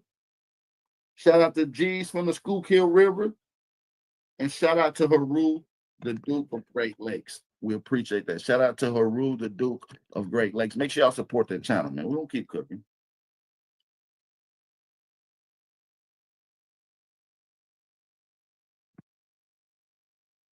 All right. So it's talking about how African means you're non-descendable. Now listen, if your skin was dark, then it was believed that you were from Africa. See, this is what they did to the Tuscaroras. Just because their skin was dark, they believed that they come from Africa. And listen, it said, and therefore your indigenous nationality was stripped. So being African makes you non-descendable. Being non-descendable, meaning your indigenous heritage has been stripped from you, family. It is gone. They have taken it. You gonna keep cooking? Let's keep going. How many of y'all knows that? Well, this is a whole separate bill. I'm not even gonna get into the camels. I'm not gonna get into the camels in the Civil War. United States used camels until I'm not gonna get into the camel or the Civil War. I'm not gonna get into this. It's a whole nother bill. It's a whole nother bill. The name Mississippi comes from the French Mississippi. The French rendering the Native American Ashabi, Ojibwe, or Algonquin name Mississippi, meaning great river. So the French heard it from the Algonquin, but the French is who the English got the name from. But the French got it from the fucking Algonquin. So why not give the Algonquins the full credit for it? See, this is the shit that they do in history. They Hey, Bab, Mississippi. just like they did with Choctaw and You understand what I'm saying? Choctaw. It's revive. Same way they did Choctaw and Choctaw. So the name Mississippi means great river. The word now comes from the Greek, right? And the ancient Egyptians in the Nile called this place the Great River. The Nile means the Great River. It's only one great river in America. That's the motherfucking Mississippi. That's what niggas mean when they say the Mississippi is the Nile. They talking about the direct meaning and what it means in this particular river. The Nile, which is Egyptian word, which means great river. I can prove to you that the Algonquins, who also named the place Great River, is the people who created Egypt. I can prove that the people who created Egypt is the same Algonquin people, and they both named the river the same thing. They named it on both sides. Come on, family.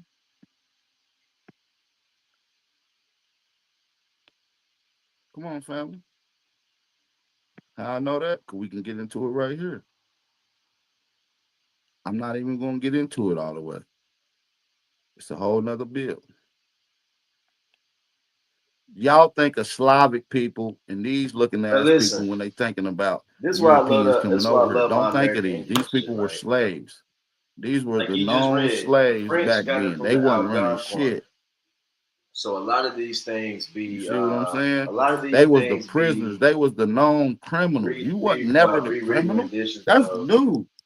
That's new where you're First looked at as the Nations criminal. These people languages, historically codex, all stuff across like the that. globe has Even when been it known comes as to international Choctaw criminals. and Choctaw, Family. Choctaw is what it is. It's the Choctaw people. That's why I'm The talking white Choctaw. slaves But in the Barbary states. Choctaw is some new shit they did. Barbary states mean Northern Africa. And The people who was in Northern Africa, that's a whole nother conversation, but they called those people Berber. If y'all not familiar with what the word Berber means, the word Berber means foreign language. Uchi. You see what I'm saying? The Chattahoochee is that, but the Choctaw Uchi is Chattahoochee. Or Chattahoochee is Chattahoochee. How do I know this? Even Because I do my research, and there's other historians and amateur archaeologists in the historical days that talked about this. As a matter of fact, let's get into it. Traditions of the earliest Americans. The Chattanooga is the dwelling place. Traditions of the earliest Americans. Choctaw. American, the first inhabitant of the countries. It was the belief of the wise Thomas Jefferson that American was the first seed of the human race, that the Eastern Hemisphere was peopled of the Western. The letters written by him to the President Styles of Yale College in 1786, while he represented the United States at the court of France, was published in the American Museum for November 1787. You can go and look up page 492 for that reference. From the letter, the following abstract is taken, clearly stating that Mr. Jefferson believed that the first Americans who the first inhabitants of Asia, who so much resembled the American Aborigines, went from America to Asia instead of Asia to America. What does that mean to you guys? I'm gonna do some. Let me say this too. Alito, Shem Ashukma, Ashukma Nkili, Ome Nafki, Sahashofa Nashobalu Sakbi, Sia Shata Ogla, Imitai Kanachi, Sahashofa Shata Nuga. That's where I live at. So you got to think. You got to do your research, man. A lot of these things were taken and translated by the French. So when I say Sahachofa Nashobalu Sakbi, that's Muskogee for I'm a Shata person, and they call me Wolf. Or you might say Sa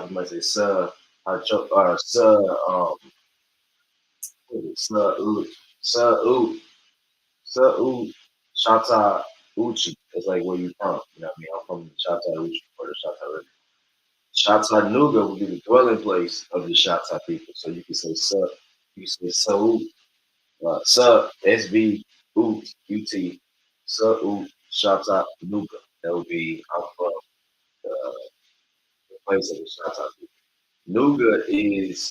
Um, Nuga is Muskogean for dwelling place. You can look this up. Matter of fact, I'm gonna look up Nuga for y'all. Nuga is the dwelling place of a person in the Muskogean language. Okay, so when we say Chattanooga, see what I'm saying? Hold on, let me show y'all. Hold on. We're gonna get down to the Muskogee. Right now, when I look up Chattanooga, it's showing a bunch of it's showing the Chattanooga, Tennessee, but we're gonna show how the Chattanooga is just the dwelling place of the Chattah. You know what I'm saying? Oh my God, hold on. I just got the screen. Let's do a screen share. We're gonna come over to the Nuga definition. Okay, so let's go here. What does Nuga mean? What is Nuga? Chattanooga. Let's see what they have at the top first. You know it's some bullshit. Nuga is shortened, informal name for the city of Chattanooga. Oh, that's not true. I like that, but let's do this right. Okay, even right here to the right. The city code town and Mound site was most significant Mississippian / Muskogean landmark in Chattanooga. So clearly it's Muskogee. Like I said, Nuga is a Muskogee word for dwelling place.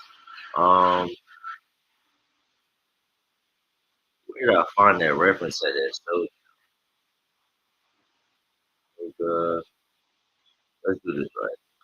Nuga.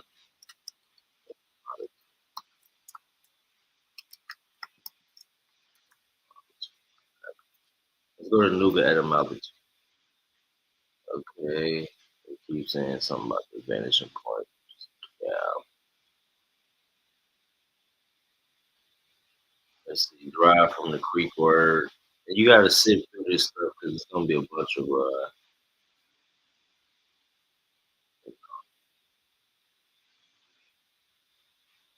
I might have to go back and figure out where I found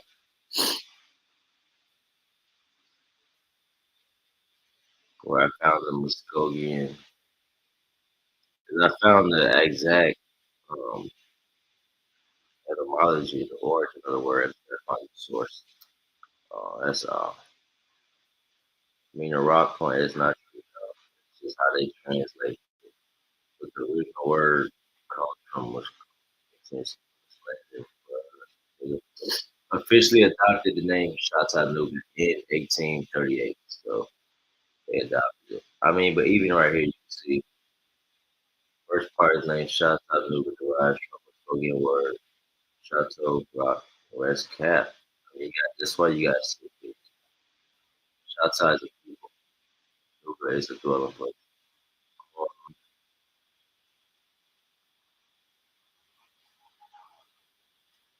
Yeah, I'm gonna come back with the actual. Oh, I put the wrong thing. That's me. My bad, y'all. Nuga. If y'all don't know, this is how you spell Muskogee properly. It would be S-K-O-G. It's Muskogee. See, the Indians are more properly called Muskogee, alternative spelling Muskogee. You get this? Okay. Nuga. Anyways, Chattanooga is the dwelling place. Chattanooga. When I come back, when BAP is done, I'm gonna do a bill on I'm gonna do a bill on Chattah people. When this BAP stream goes off, okay? Until now, let's see what it's built on. Indigenous areas, and they spread it out and went to other places and resettled and brought the science and knowledge and things that they brought from their indigenous land. Right. So it sounds to me that you had Negroes come from here and go over there. There were already Negroes over there, and also a mixture of amalgamated peoples, but that intermixed or grafted these Slavs or whatnot. And those were the people that were calling the people that came from here Moors. I believe it. I'm with you. Right. So doesn't that mean that this whole division between Aboriginals and Moors need to stop because essentially they are the same people? I agree. That's all I wanted to point out. I'm gonna go ahead and jump off and let you continue your bill. Thank you for giving me the time. I appreciate you for coming on and asking those questions, brother. Appreciate you. We got Truthful Troll on the panel with us. Peace and blessings. Peace and love. What's going on, brothers, man? Peace to the guys. Peace to the chat, man. I heard you up here getting your professor on, you know what I'm saying? I just wanted to show some love real quick. And I'm glad you just went into that. And I'm glad that brother asked that question because last time me and A1 was on the panel, I had to explain to a lot of brothers whether, you know, that there should not be no beef between whether brothers call themselves Aboriginal or Indigenous or Hebrews or Moors, because we all came from here. You know what I'm saying? Regardless of what we choose to be called, you know what I'm saying? There was different situations and different circumstances. It was still politics, you know what I'm saying, that brothers just disagreed on. And we had these same disagreements in our own personal families today. You know what I'm saying? You know, it said you got brothers with the last name or, you know what I'm saying? So, you Right. know, I wouldn't. I think people have their own personal gripes under whatever circumstances it is. Yeah. Any of those misnomers. Once you become, you know, astute in your research, you'll understand that these are all misnomers, mislabeling one group of people from one particular landmass. Then it becomes a little more easier to accept.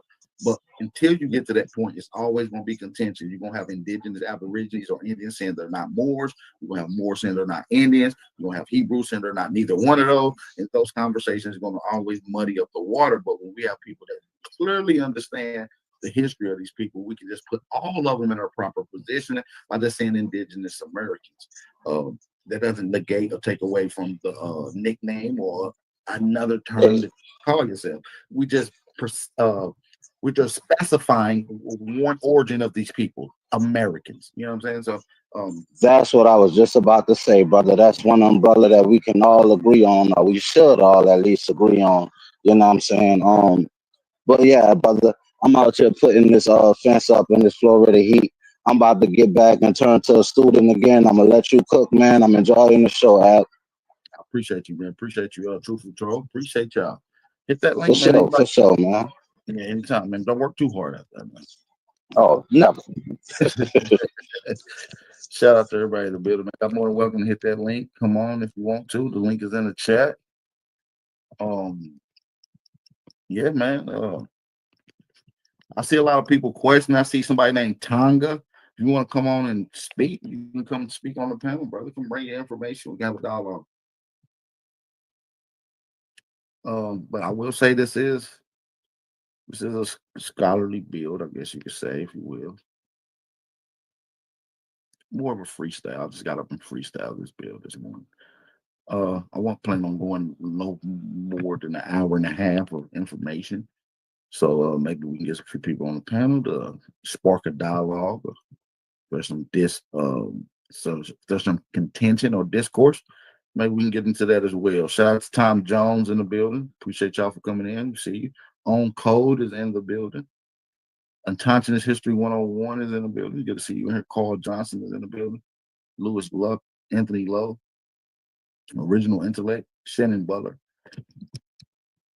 All right, Juan Torres. It's always a blessing. I see we got Smoke Signal in the building as well, man. What's going on, Smoke? Surprised you're not asleep this early in the morning, man. I thought you were running night shift, brother. Yeah, man. So yeah, man, a lot of this history that we talked about is recorded history that is undocumented, and they try to revive it. They try to add in certain terms of revive understanding, like saying a group of melanated people long before contact with Europeans. After contact with Europeans, they're now mixed with African, even though there's no African in their own history. There's no mixing with Africans in their own history. This is only revived history. So before contact, these same dark-skinned people have no African indigenous, no African blood.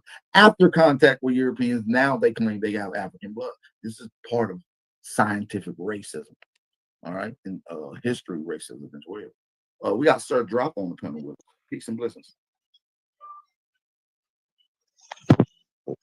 French culture, what we call French culture, not necessarily originated in Louisiana country, right? I would say that French culture originally originated in Mississippi amongst the Natchez, based off of some of their cultural eating practices and some of the languages that was borrowed amongst the French. And we know that the language that we call Creole, right, was taken out to particular islands like Haitians, Haiti. That's why a lot of the Haitian brothers are a little more cooler than a lot of Islander brothers, and they speak a similar language to the people of New Orleans and Natchez because it's a borrowed language that was taken out there from the French. The Natchez actually came into contact with a lot of French, so we got to get into who the French was and what they look like and how they occupy. A lot of people think that they're pale-skinned people, but I got a lot of data contrary to that belief. What's going on, Sir Drop? Shit, cooling out. So I did a quick Google search, so I'm quite sure it can be debunked.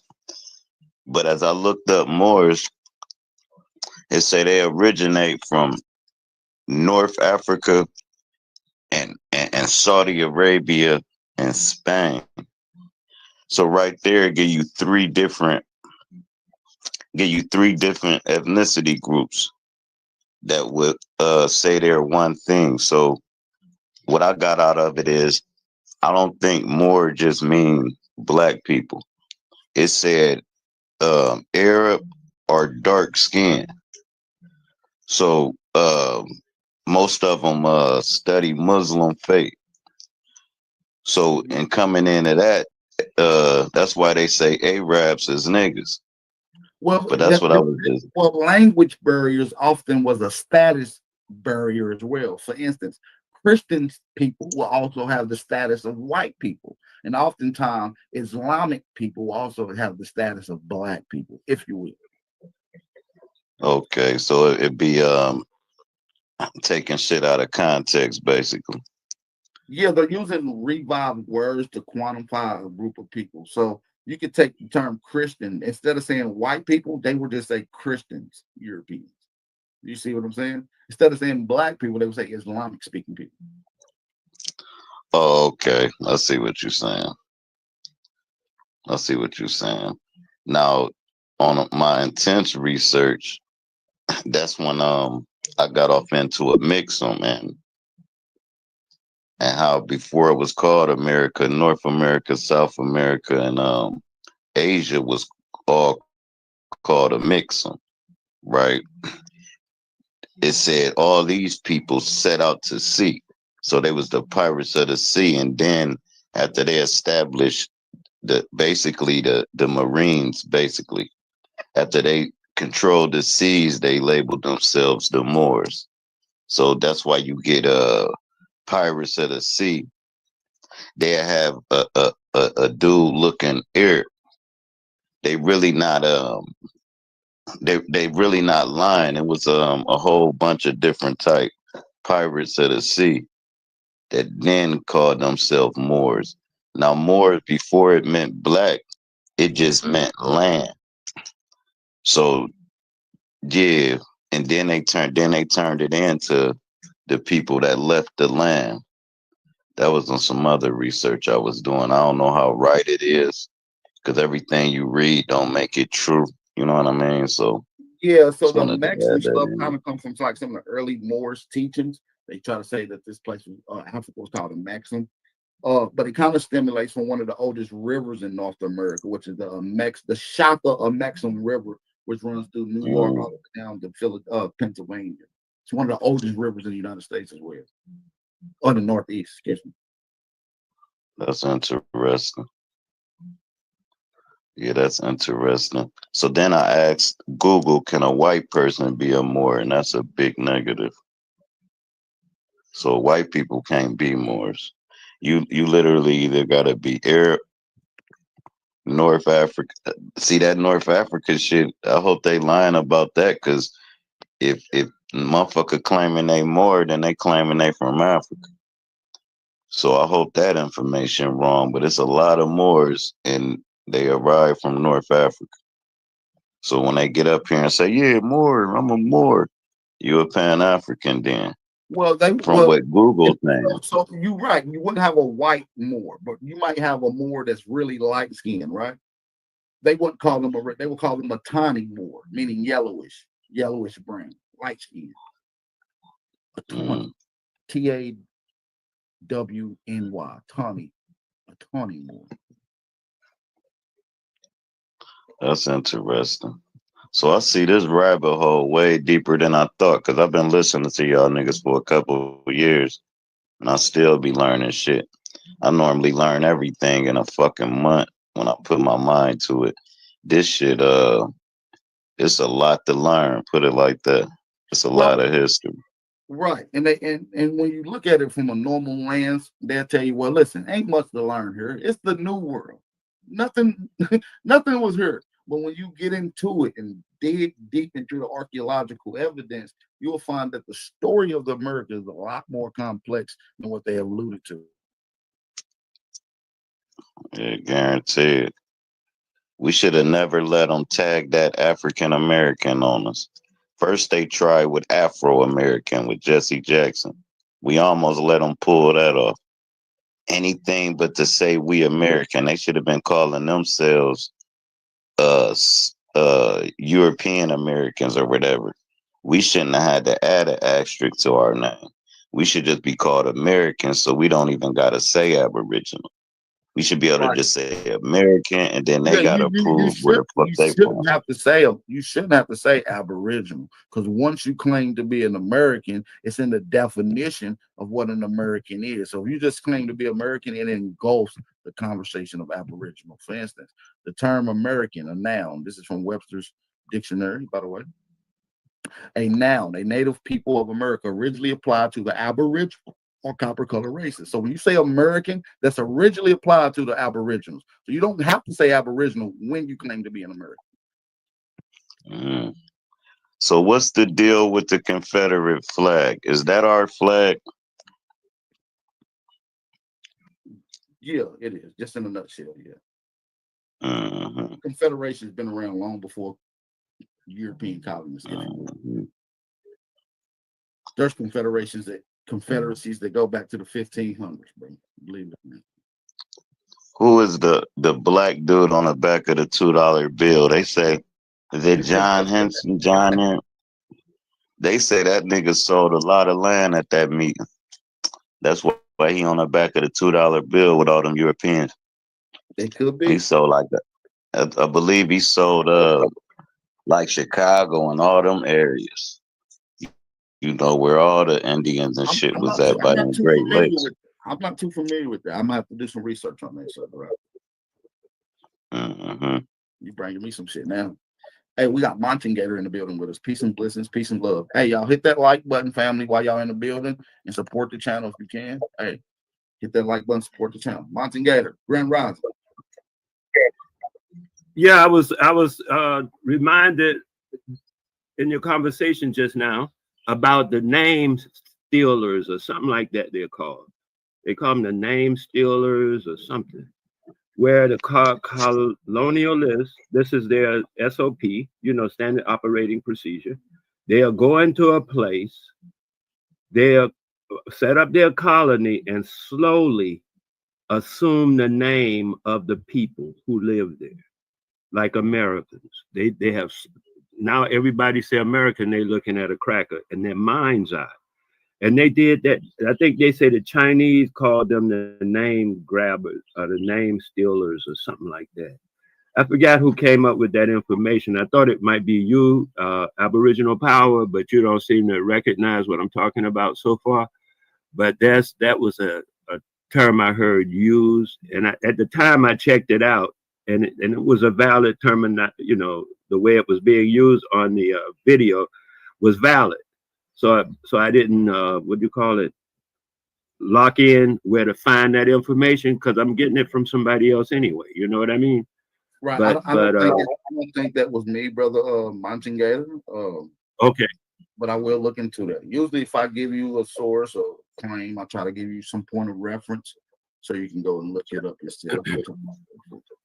I get this same kind of information from the House of Cons, and I might have got it from him, and he also does that, gives the references, and I also check them out. Like I check out everything.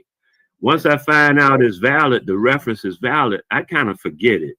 Because I didn't come up with, I got it from you, I got it from him. You know, that's y'all thing. I'm giving you credit. No, I understand. It's always good to keep those references in the back of your mind, just in case you're having a dialogue like you are now, and someone like from the chat or myself asks you, where did you get that from? You will be able to point them to for where you read it from, so they can go read it and see if they came up with the same conclusion. You see what I'm saying? So. Okay, that's cool. So try to but I just so anytime you get a reference and source from somebody, try to document the source and the reference, not really from where you got it from, but from where they got it from. It'll help you in the long run. Okay, I got some of that, but some of it I didn't keep. And then it's not organized.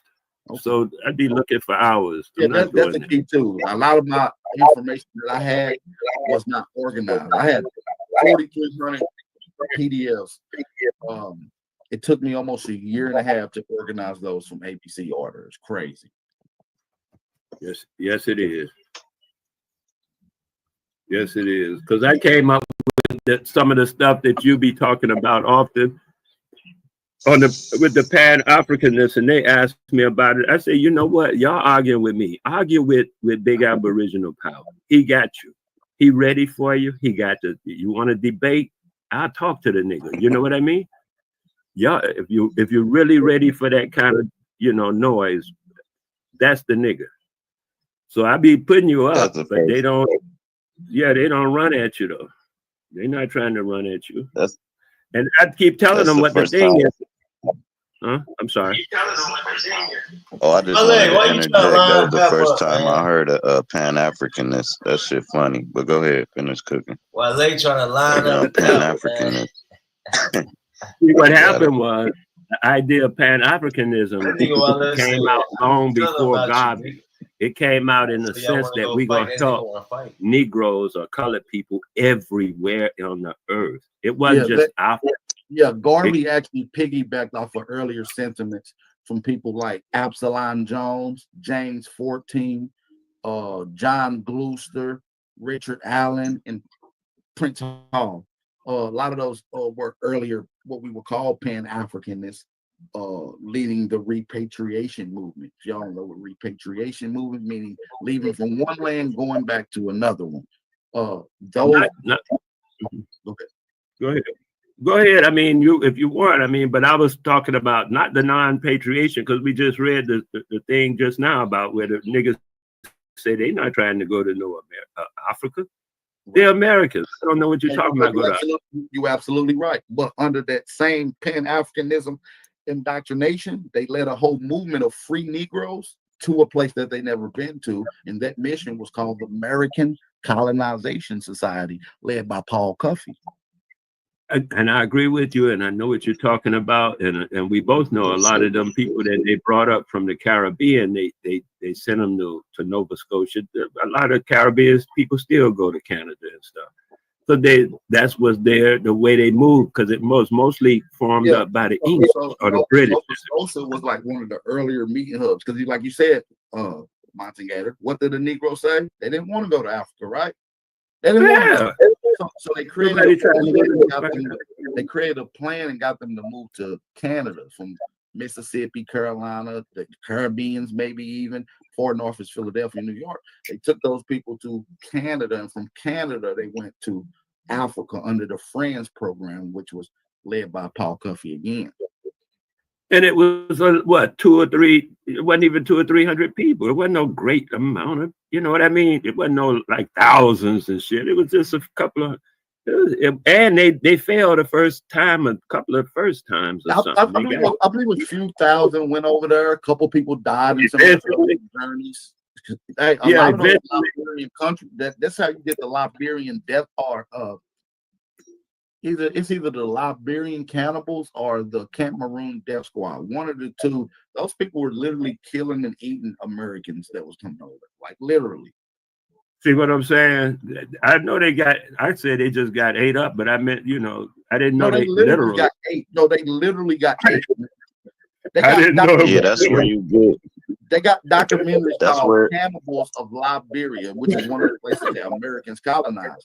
There have been cannibals there since the 1800s, eating people, eating Look, Americans.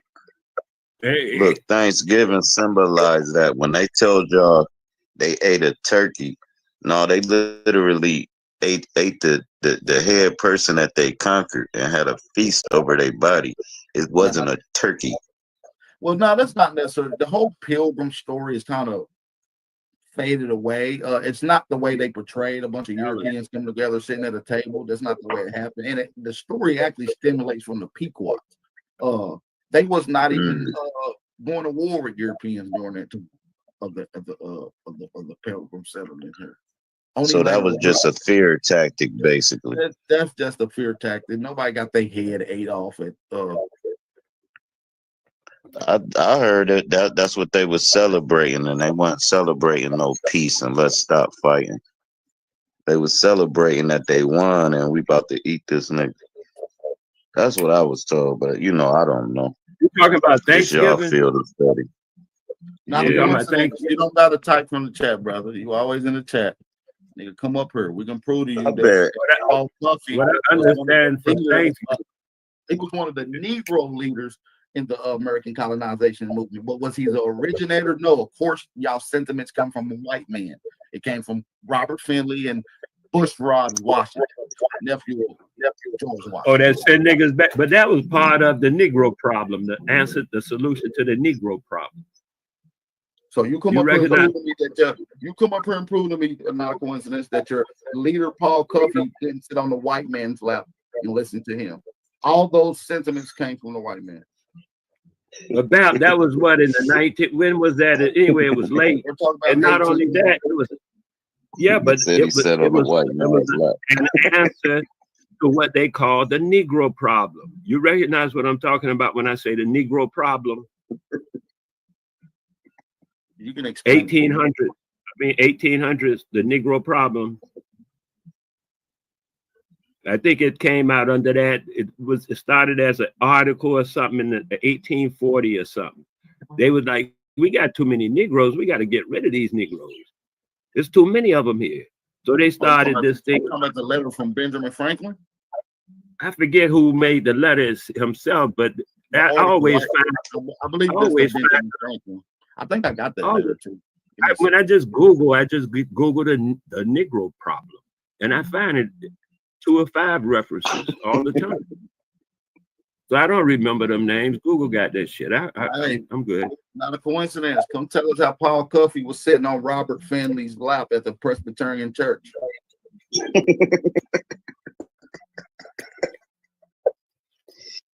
The Aboriginal power was the hood nigga that got straight A's all through school.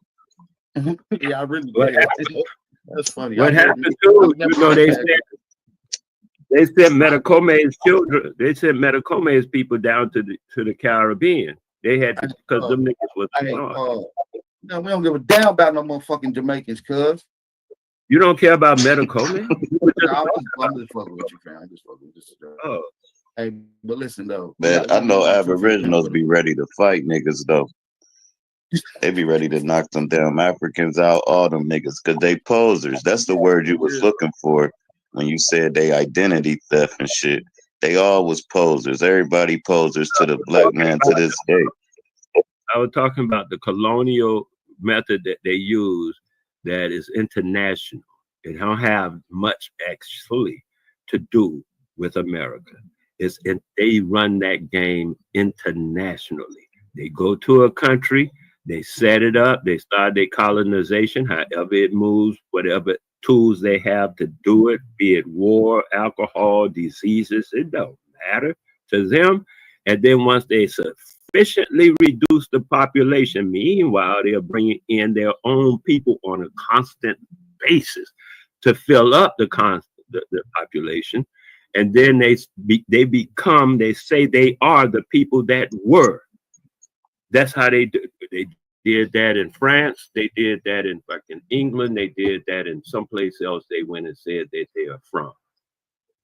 Because even in France, they called.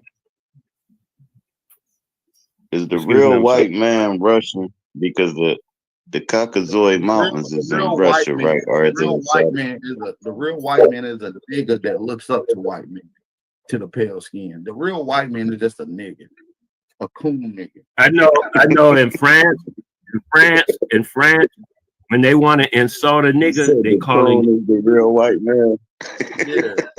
In France, when they want to on the street, when they want to insult a nigga, they call it like mulatto, like dude in the chat. He really a white man. No bullshit. Like, I'm not laughing. It's not a joke, bro. He literally comes around telling No, it's still funny, man. I find humor in everything. I hate them. I'm white and I say so, guys. Nigga, you's a dumb nigga that don't benefit off of none that white people do. Cool. Hey, 111 true. Peace and blessings, Negro. I mean, brother. What's up with the Damn. Peace and blessing, Negro. I mean, brother. What's up, man? It's cool, man. Y'all know my nigga Bat from the Possum Clan, bro. Yep. So them niggas don't talk right. What up, Gerard? What's up, Bat? What's the word? The Possum Clan. Man, I'm cooling out, man. Enjoying this blunt, man. Listening to this shit. That nigga Dry from the motherfucking Squirrel Clan.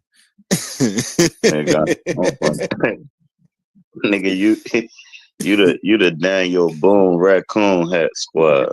I don't lie, but I got a raccoon hat in my closet. Got a raccoon hat that I seen this nigga wear a couple times. I swear to God, on my mother.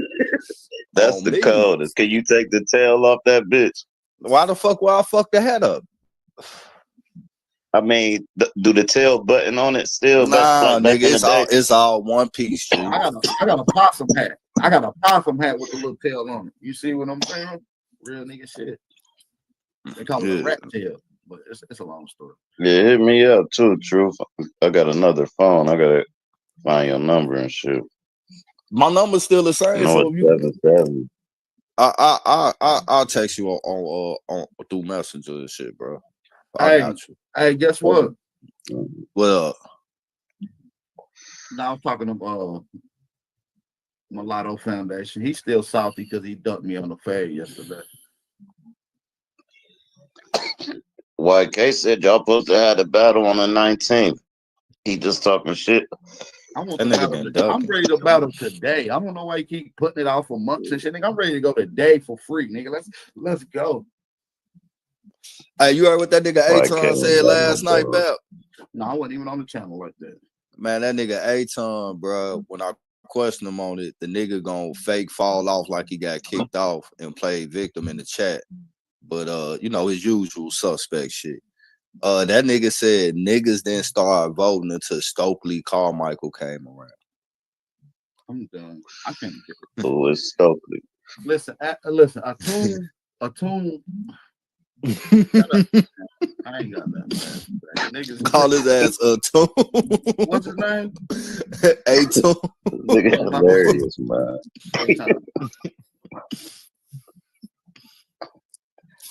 Aton. The original Scarface. So cool. Now, when they get to talking all this Latin, right? When it comes to the English language, do that mean black people was Latin? Or do that mean Latin started English? Which come first, spoken or written?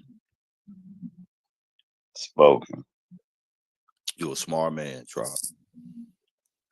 I ain't that smart. There wasn't no punchline behind that, G. I just ain't that smart, man. I'm wise. I'm wise as fuck. But that knowledge y'all be having, all that researching and shit, I ain't on that level, bro. Like, I don't know who Hey, Stokely is. Who the Mulatto, fuck is Stokely? Mulatto, hit the link. Let's lock in that fade. Let's lock in the date on that fade. Ain't no ducking. Let's see if you hit that link. That's wrong. Hey, I seen that Hey, picture. if you don't hit the link, Mulatto, and line in the official debate with me, you're officially a bitch. I don't want to call you a bitch officially, but that you will officially be a bitch and you duck me officially if you don't hit the link and come set it up. Yeah. Hey, Drop, I ain't know you was one of the original members of High Five and shit, bro. I seen that picture of you on the book and shit, bro. That nigga, that nigga like he's about to get to sing it. Talking about some eyeliner. Hey, you want to know what was so gangster about that picture, bro? What's gangster about that picture is you see I got kicked out of class and shit. They done put my whole desk in the hallway. That shit was gangster. And then took a picture of me. We ain't had no cell phones taking pictures and shit like that. I fuck with Naughty to a certain extent, but I felt like he was capping with that diplomatic immunity shit, though, dog. He definitely was capping. Oh, Naughty be serious on that shit too, man. My nigga He gonna try to Epic go to wanted court with with that Naughty shit. and A-Ton at the same time. Yeah, Epic went crazy. I fuck with Epic. I've been watching Sovereign Citizen with the police and courts. Checkmate Man, Charlie, they the never mulatto win. guy. The mulatto guy. Checkmate Charlie. Come set this fade, nigga. Checkmate Charlie. Come set this fade, nigga. Yeah, that nigga Drop had that haircut like he was about to get to singing and shit. I can't wait another minute. That nigga said I played full force off Kim off House Party. Nigga had the but shit, that was the 8th grade, man. I'm looking at it like, damn, how much I done grew. Like, that shit crazy. Bone some G shit, bro. Only motherfucker that got diplomatic immunity is employees and agents of a government doing the government dealing in foreign countries. That's a Fendi fact. Big Mo. Shit, they said that nigga JR. I'm like you, Bap. You feel me? Like I fuck with Naughty to a certain extent, but it be shit he be saying, bro. I don't rock with that shit. You know, I let him and Epic them get that shit. Listen, all that shit as he talking about was private. You can access all that information. All you got to do is figure out what state gave him, what government branch stamped and approved his qualified immunity, his diplomatic immunity. Go down to the register, file a FOIA act, and get everybody that's on the diplomatic immunity registry. You can get everybody's name that's on there. It's literally a Freedom of Information Act. That's a fact. Ain't none of that shit. Anytime you get to talking about laws and It's courts, like, oh, the police names ain't out there. They stuff. You can go request that information, like literally. Yeah. Once you part of the government, you are part of the public domain. Anything that's government regulated and funded comes from the public, comes from the people. We fund and pay for every federal government building. That's our shit. We have the right to know who works there. We got the right to film you. We got the right to know every fucking thing about you. That's in the Constitution, by the way. that's a fact, bro. Anything dealing with judges, the law, all that shit, bro, that's public record, bro. Anytime you put them on notice, that's public. Anytime you file any motherfucking official paper in government capacity is public. Document. Like you can put them on notice by putting it in a fucking newspaper. That's why I be on A-Tune helmet, bro, because that nigga be up there lying, bro. And all these law documents that they talk about, I got every one in PDF form right now. On hand, go right to it. Boom, right there. 2 seconds. Yeah. ABC order. You know what I'm saying? They be lying about a lot of this shit, man. Every time that nigga A-Ton bring up something, I'm talking about this case and all that he done, bro. All right, give us the case number, bro, so we can just go see if you beat a case, that means it's public record. That means especially if it's federal, that means it's federal case law. It can be studied. It's gonna be studied. Now I give it to Copper Original and shit. You know, the nigga that sound like Buddy that used to host Soul Train and shit. I give it to him, G. You feel me? He did drop the case. Now, it wasn't saying what the fuck he said. You know, he lost that shit. He definitely was, you know, not fucking saying what the fuck the documents say. Now, he put that shit up in there, but the judge struck that shit down with ease. But at least he dropped the motherfucking case number. You feel what I'm saying? Hey, let me shout out to my sister Reed L. Shout out to Reed L. and Black Indian Immigrant for supporting the channel. We do appreciate that. Black Indian Immigrant says, "Stay consistent, homie. You already know, fam. I'm Mr. Consistent around this bitch." And shout out to you, Sharice Reed L. We appreciate that, sister. Appreciate the support. Make sure y'all support the channel and don't be a Hey, buster. hey, would it be a good show for you to do? Is Sovereign Citizens Epic fails and just play all them videos. They lose every single time. They be talking that same shit. Not even be talking about what's crazy? copy. Sovereign citizen to a constitutionalist. That's a good conversation right there. Big fact. Constitutionalists never lose for the most part. And I think that's where Epic be coming from. He become like at From a first I thought he was standpoint. That's I the thought way he was that's the way I come from. Because that's the only legal standard and grounds that you got when you're trying to look at this shit, especially with any legal documents dealing with government immunity branch or anything like that. because at first I thought Epic was trying to speak on that above the law shit, and I fuck with bro before I heard him speak that shit. But like as I listen to him more, he's a constitutionalist. You feel what I'm saying?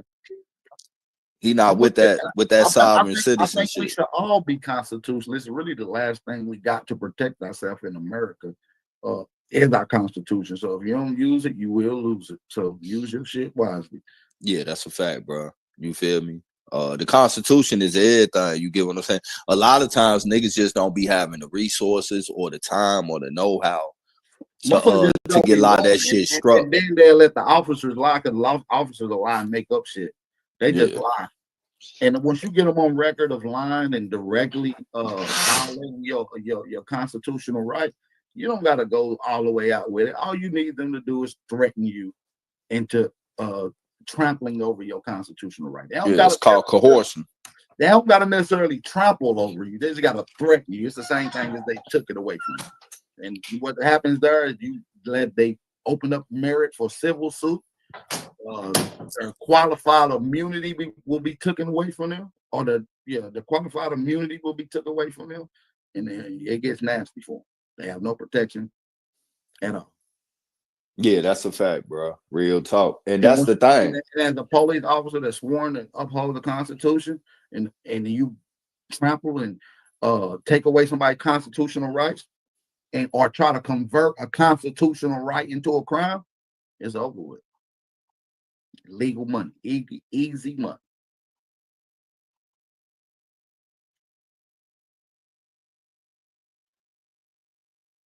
Yeah, and one of them niggas was bogus as hell up there last night too, bro. Like I was in the chat, them niggas was talking.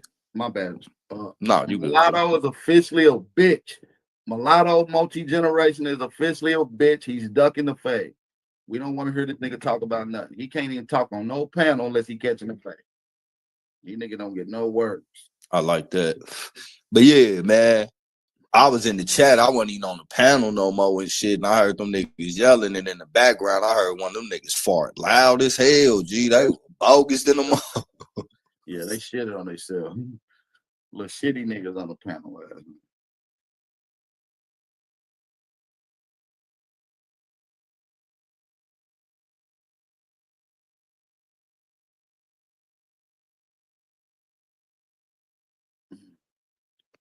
Somebody said they walk folks to jail, man. Some people just be willing to go to jail. They just don't give a fuck these days. Prove scary niggas wrong. These niggas do all that wolfing. Man, talking about, AP duck. Boy, when have I ever ducked? Use a damn termite. Fuck am I scared of a mixed dude who thinks he's white? A black dude who thinks he's mixed and white. Nigga, you the most lost nigga in the world. You like the modern day Clayton Bigsby. Yeah, my white ancestors did this. Nigga, you's a nigga. You don't benefit off of nothing your ancestors did. That'd be the crazy part. Niggas that call motherfuckers their ancestors that nigga wouldn't even fucking piss on them to put a fire out. Right. They would have raped your grandma. We talking about that shit with ancestors. Boy, sit your retarded ass down. Why these slow ass niggas, man? Let me get my nigga on right quick. Hey, man, we got the I am on here. I know you just sitting up here listening and shit. What the fuck you got to say, man? Man, is it like that, man? Peace. Is it like that, man? My bad. I don't mean to come off rude, but I be knowing y'all be passive aggressive and doing backhand shit. So I just be upfront with it. I don't beat around the bush. I ain't never said nothing wrong or did you wrong, bro. Yeah, but you be a little passive aggressive though. And I don't do that. And I donate sometimes. Oh yeah, I appreciate those $1 donations, man. They mean a lot. They add up, buddy. They really do. That's fucked up, man. He can't get credit for his dollars, man. That's fucked up, man. Dollar, man. Dollar. Damn. I just said shout him out for his dollar. It means a lot. Say be Dollar Tree, your shit. To be honest, I don't even shout Just out save dollar it up. donations, but I don't shout out dollar donations. I ain't gonna lie, but I appreciate you though. Real talk. Only reason why I don't be donating to your channel because you ain't never donated to me and shit. But other than that, it's all good. I be about to, and I be like, this nigga ain't donated to me, and I just stop in mid motion, keep it a stack with you. But nah, I am about to start donating and supporting. That's how you get support back. Let me find my Sir Drop You know. cash app and see how much I sent Sir Drop. Let me find this motherfucker. Man, you sent me $20 for a battle. That's it. Let me see. Sir Drop. You ganked me on that, nigga. You made about 180. What's your name, Sir Drop? Sir Drop. He said you made about 180 and only sent me 20. He won the battle. I lost. Once he did that, I lost. It's so I done lost the damn. No, I'm just fucking with you. I don't know what it is. Get my name.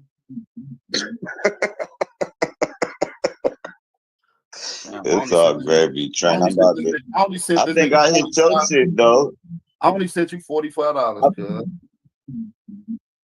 And how much I sent you? 0. Okay, I'm in the hole with you. I'm in the hole. I got you. No, hell See, no. niggas be talking too much and expose they self.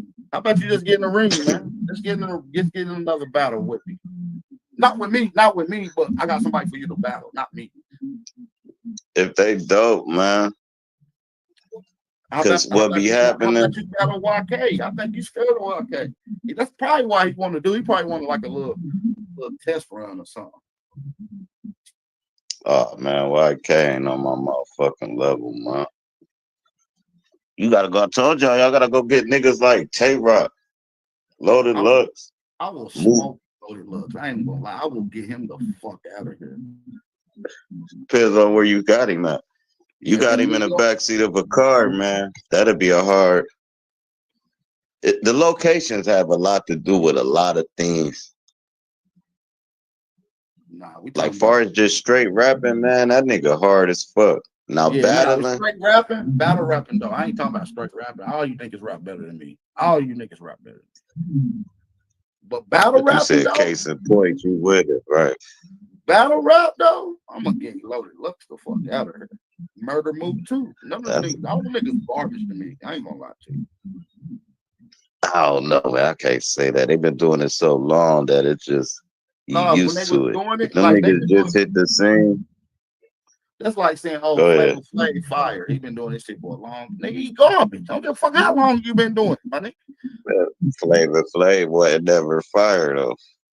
Rakim still fired. But look, but them motherfucking New York niggas don't know how to pick beats, man. They fuck all that shit up. After the hip hop era, you know, you got probably who, Nas and Jay-Z. Yeah, AZ, Coogee Rap, all these niggas, they had hard beats. They used to be flowing. After Dipset and the Locks, man, all that shit been garbage from up there. I like the Jay-Z's albums. Yeah, Jay-Z always talk and that Nas. shit. Mhm. I'm a Jadakiss fan. The rest I'm of a that, I'm a Locks fan, D-Block fan. I'm all that. I fuck with Jada though. Jadakiss down south. Sheik was always supposed to be solo to be. It was supposed to be them two because they had to gave that EPMD feel, and Sheik was supposed to be a solo artist because Styles and Jada go together perfect. Every song just be perfect. Then Sheik dope though, but it's a complete different style. That's probably why they added him to mix it up. But I'd have ran with the Styles and Kiss and had Sheik do solo shit from the gate. Fuck that. And kind of making some music. I got a good ear. Y'all niggas Y'all can rap. too. Y'all niggas rap real good. I don't rap that good. Goddamn rap. I suck at rapping for real.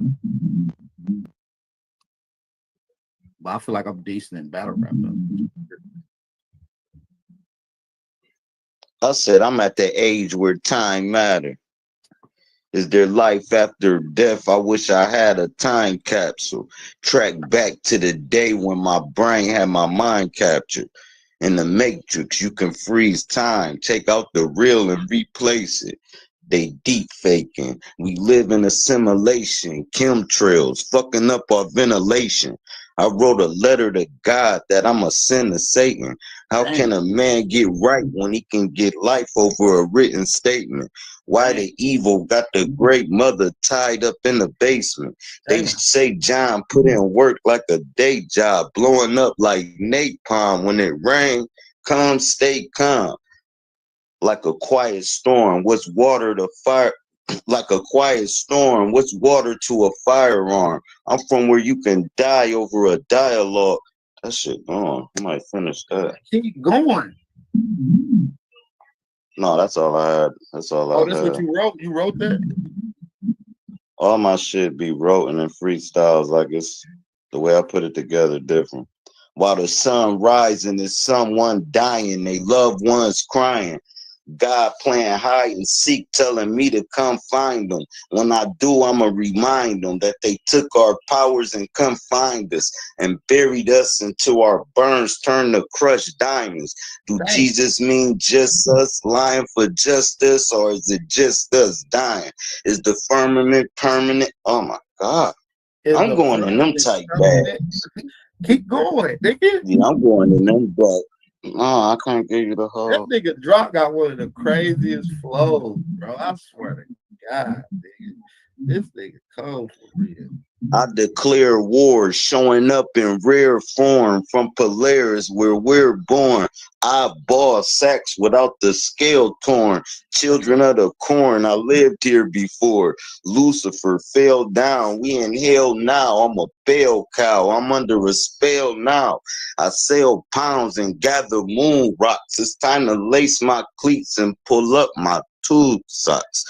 Y'all selling junk like Lamont and Red Fox, you would be a dead op. I bang like Craig Pop if you did what I said not. Or put your hand in my bread box on, lay on, head shot. Ooh, shit. My nigga spazzing. Okay, yeah. Y'all can rap, bro. Like that's why I want the battle. Like this nigga can rap. The only reason why he lost his that one battle was because his damn internet. He want to walk through the woods and battle rap. His audio made it lopsided. Nigga, that don't give a... Bro, when you say like the one line shit with that weak ass internet. But when you say one line better than a nigga's 3 verses, he wasn't dope enough to beat me with my mic cutting out.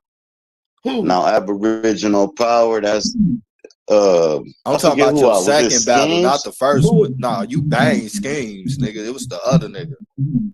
Oh, you talking about? I think it was ALV. Oh, that was Out the Blue. You battled? Yeah, Out the Blue 40. Yeah, he wasn't fucking with me, though. But we couldn't catch nothing you was saying. You was walking through the woods, G. Here's what I said. Out the blue, I pop up like a orb do. Lord is true. God, if you don't intervene, I'ma send him up to you. It's up to you. Be cool or it's the upper room. You a goon, then they gonna find blue buried in the blue lagoon. I move in tune with everything, including you. After these bars, I'm gonna give a shout out to your dead ancestors, including you. I'm amazing. I'm amazing. My mind can escape the matrix. I'm ancient, plus ancient to paint scripts that blow like handkerchiefs, pure like coca leaves. A verse is worth of damn,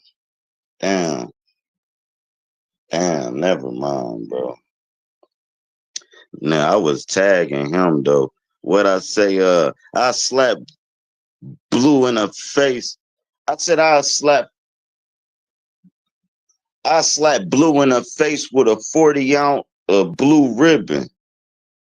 Blue, listen, I got loose screws. Now hold on, what the fuck did I say? Tobacco chew, dude. I'm an old nigga with a new way. You would think his wife was a bird by the way she blew Jay. Damn. Damn, I said so many blues though. It was even starting it out the blue. I pop up. But yeah, that shit was ill, bro. Fuck it. Hell, you killed the verb. He didn't even look the same in the casket. He kind of looked teal.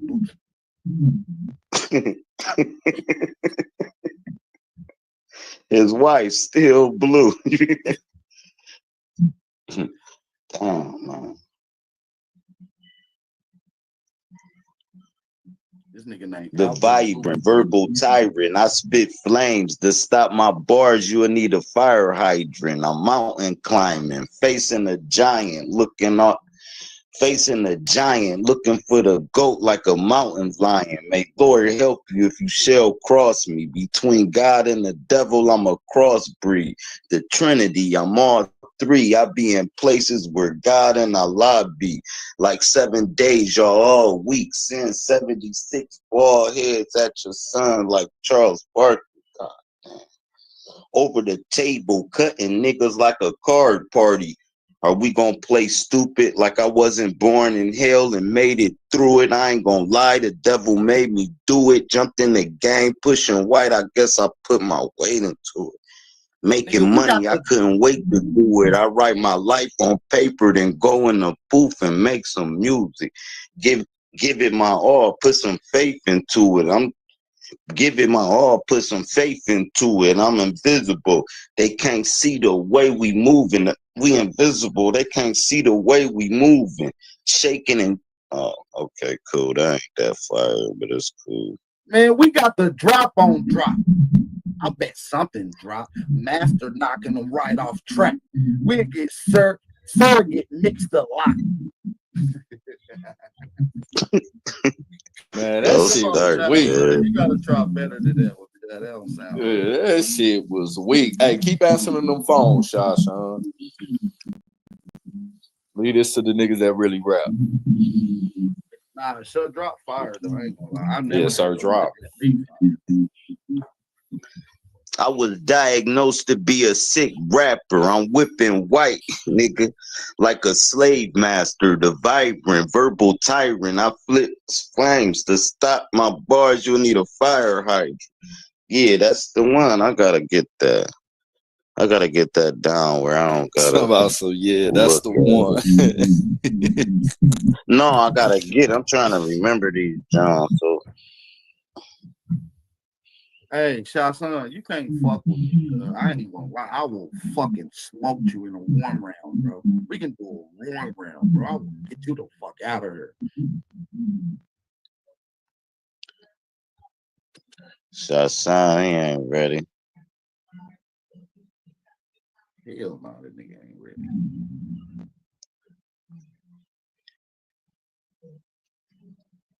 I feel like slapping a nigga backhanded. I'm fly like a crash landing, stacking chips like backgammon. Bring a quarterback scrambling while wilding out like lit cannon. You ass out like a stripper bitch dancing. I lost a brick gambling. I just charged it to the game like credit card scamming. Extra managed to switch or do extra damage, then chase down your man who ran. and left you stranded. I pitch softballs, underhanded, watered down my bars so you can understand them.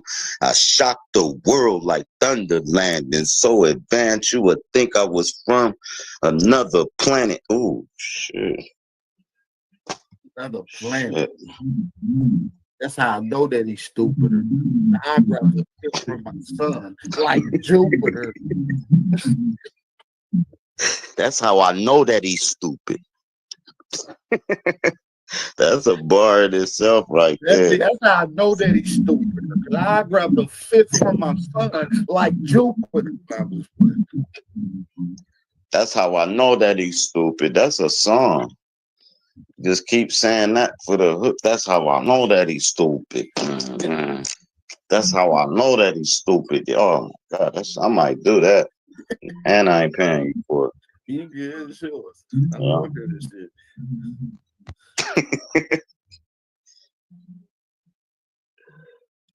Yeah, man. Battle rap is fun, man. It's fun, man, to get into those songs. And I like to tailor my round strictly for whoever I'm battling. Every bar gonna be towards you. I love this shit.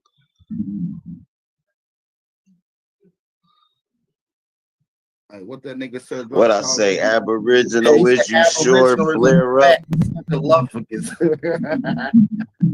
No, that damn Aboriginal, is you sure? Flare up, and I'ma throw you in a figure four. That shit was hard. Yeah, that was decent. Damn. That was the second round too.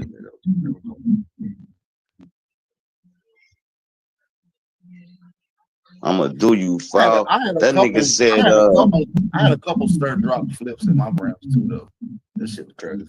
yeah, you had them back to back too. That circumvent was dope. Get served right. It was a couple of them hoes. Yeah. It was a couple of them. What I say? What I say? I forget what the hell I said. That damn take a pic of your hair, give it to Professor X, and have her make me a voodoo doll was so crazy. That was just one of my HOTC motherfuckers. What I Man, say? I but said a bullet will go through sirloin. Now his life at stake.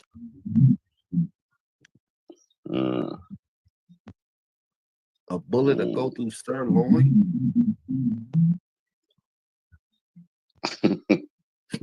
Now your guess life the is. stakes is hard. What I think I had that one bar, Sir Killer still around. I have a couple of them. I only saw certain as a dinner plate. Man, gee, I'm so Oh, that was the motherfucking one heated right right there. now. That play. What happened? Get it straight. I'm already Man. eating, even though you already ate. So in other words, I only saw her as a dinner. Oh my God. Only Bro. saw Sir at the dinner plate. That's fire. Bro. A motherfucker hit the Lucky Lotto last night at the gas station I go to play my Lucky Lotto for $750,000. You dumb for not hitting it, bro. I needed it. Bro, I had 6 of them motherfuckers in my hand today when I found out. I meant to tell you that, boy. Damn, that's sick. That'll make nigga go. Guess how much I won? $2. On me, bro. On the head, bro. 2 of my tickets was $1 a piece. I was mad as hell, bro. Like, man, somebody hit for 400,000. Oh man, let me scan these tickets. That shit said winner, $1. Nigga, I almost punched the motherfucking machine, nigga. Then the lady was like, nah, it was 750,000. So I bought like 20 of them bitches today. Just think, man. I said this could go from me rhyming with my man to him digging his own ditch, taking fingerprints. Cause this shit could spiral out of hand. Oh my God. That was ill too. Yeah, that was. I said I'm super top ill. elite. I gotta be. I'm world class. That's geography. I ain't catch that.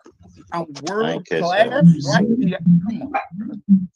No, I catch it now. I ain't catch it when you said it though. Oh yeah, I was with I you, ain't man. catch it in the. I said, you know what I'm doing, Scrap. You know I plant to eat like a Venus flytrap. That's hard too. You know I plant to eat like. Come on, bro. I'll be really rapping, so I probably gave your biggest challenge, bro, when it comes to bars, bro.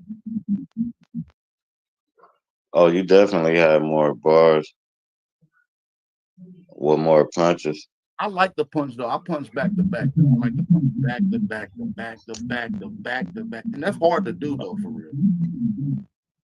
It's hard to do, but I like all right, cool. Like this rap start off. Niggas with money be acting pompous. To me, just using the word pompous is better than a bar. Like, you know what I'm saying? Because I could still connect a bar. I could still connect the bar, but them in-betweens, I go realer than an ape, dude. Did you know a guy spliced a chromosome and made two? Ooh, hey, lions, wolves. Yeah, that's what the metaphor is. I said I'm topically, I gotta be on world class. That's geography. You know what I'm saying? It's a metaphor. Play on the word. Yeah, world class geography, a study in the world in class. Yeah. Some people be slow though, man. You could say that the mania shit and they just looking at you. That's why hip hop dying. Niggas ain't even trying to think, man. They just want you to say something they can sing along with, bro. Ain't nobody, like, we used to listen and rewind shit and keep listening to the rapper and all that. They don't like give a fuck about that shit no more. They just want a nice song and a hook they can remember, bro. Hey, but I'm about to hop down right quick, man. I'll be in the chat. That's all good. I'm about to probably end the show anyway. We've been rocking that for a good little minute. I thought it was a nice little segment. Oh man, shout out to everybody in the building, man. The channel, man. Make sure y'all hit that like button, support the movement. Where's YK at? I got bars for YK right now. I got 3 full rounds for Cub. I got 3 full rounds for YK. I'm talking about some crazy shit too.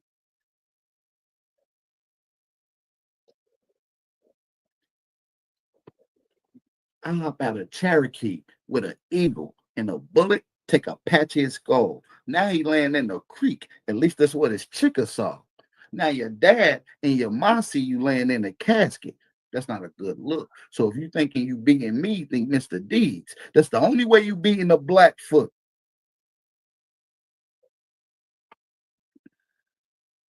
Come on, man. Y'all ain't even catch them Indian bars.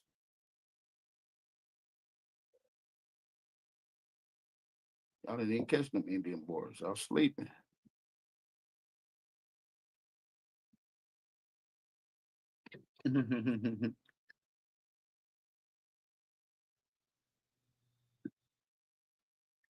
But yeah, man, shout out to everybody that's in the building, man. We're gonna get ready to roll up out of here. Big Mo, 1112 searcher in the chat. Peace and love to y'all. Y'all already know the vibes, man. I see y'all on the way out. Peace and love. It's your brother, Aboriginal Power. Whatever it takes. The alleyway. Feelings from the past, yeah, you gotta pay attention.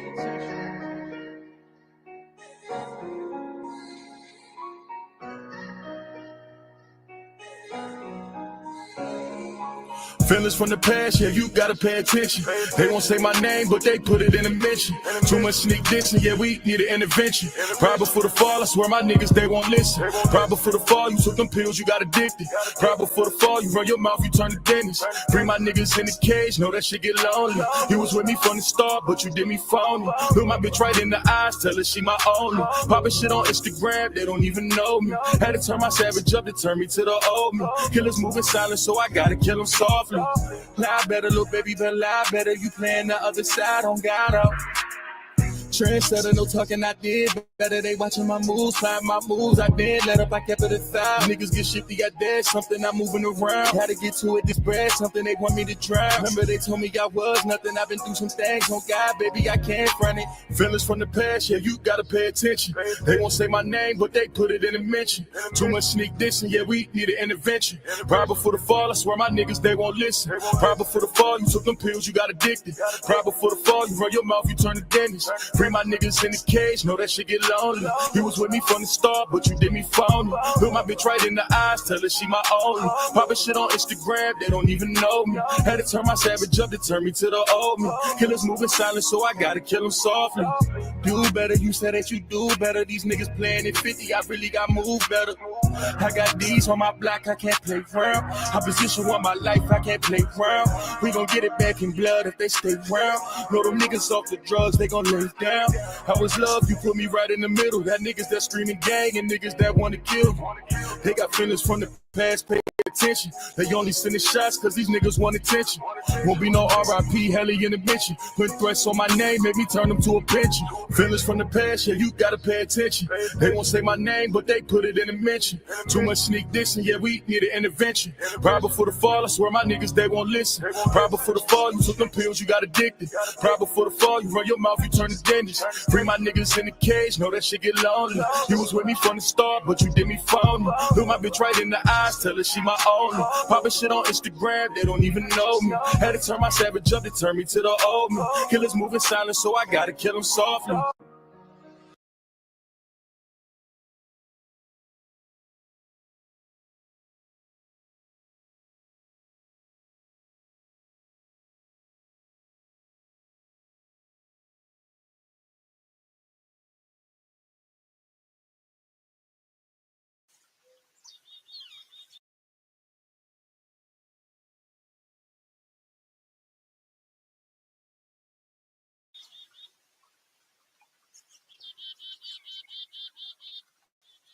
You guys have never met.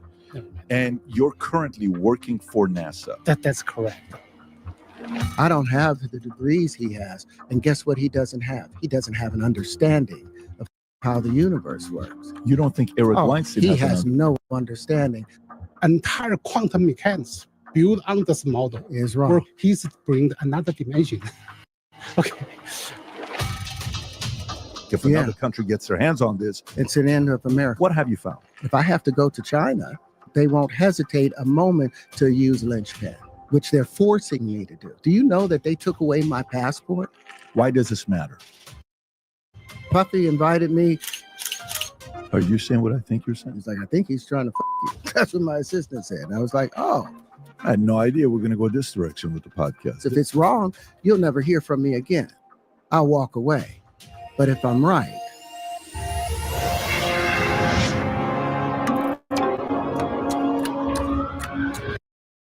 as an owner of Walton Goggins goggle glasses, I know how to make slick-looking goggle/glasses, but I have no idea how.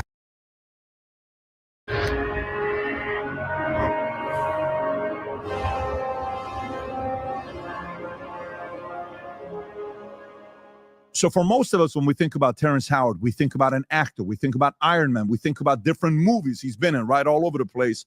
But one day in 2019, when he retires, he talks about he has some findings. He has certain patents. He has 90+ patents. Goes on Rogan's podcast, talks about it openly. Then Rogan brings Weinstein, Eric, they have a great debate together. And it was interesting saying, I need peer review. And Eric says, you're not a peer to review what you have. And then Terrence and I start speaking. And he says, I want you to put my white papers through any kind of AI to look at it and have some folks look at it. So I said, hey, Terrence, why don't we do this? I'm going to invite a guest. He didn't know who it was going to be.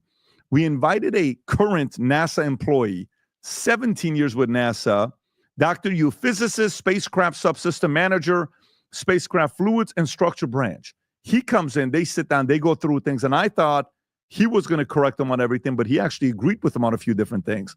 And then we also talked about his career. We talked about Iron Man.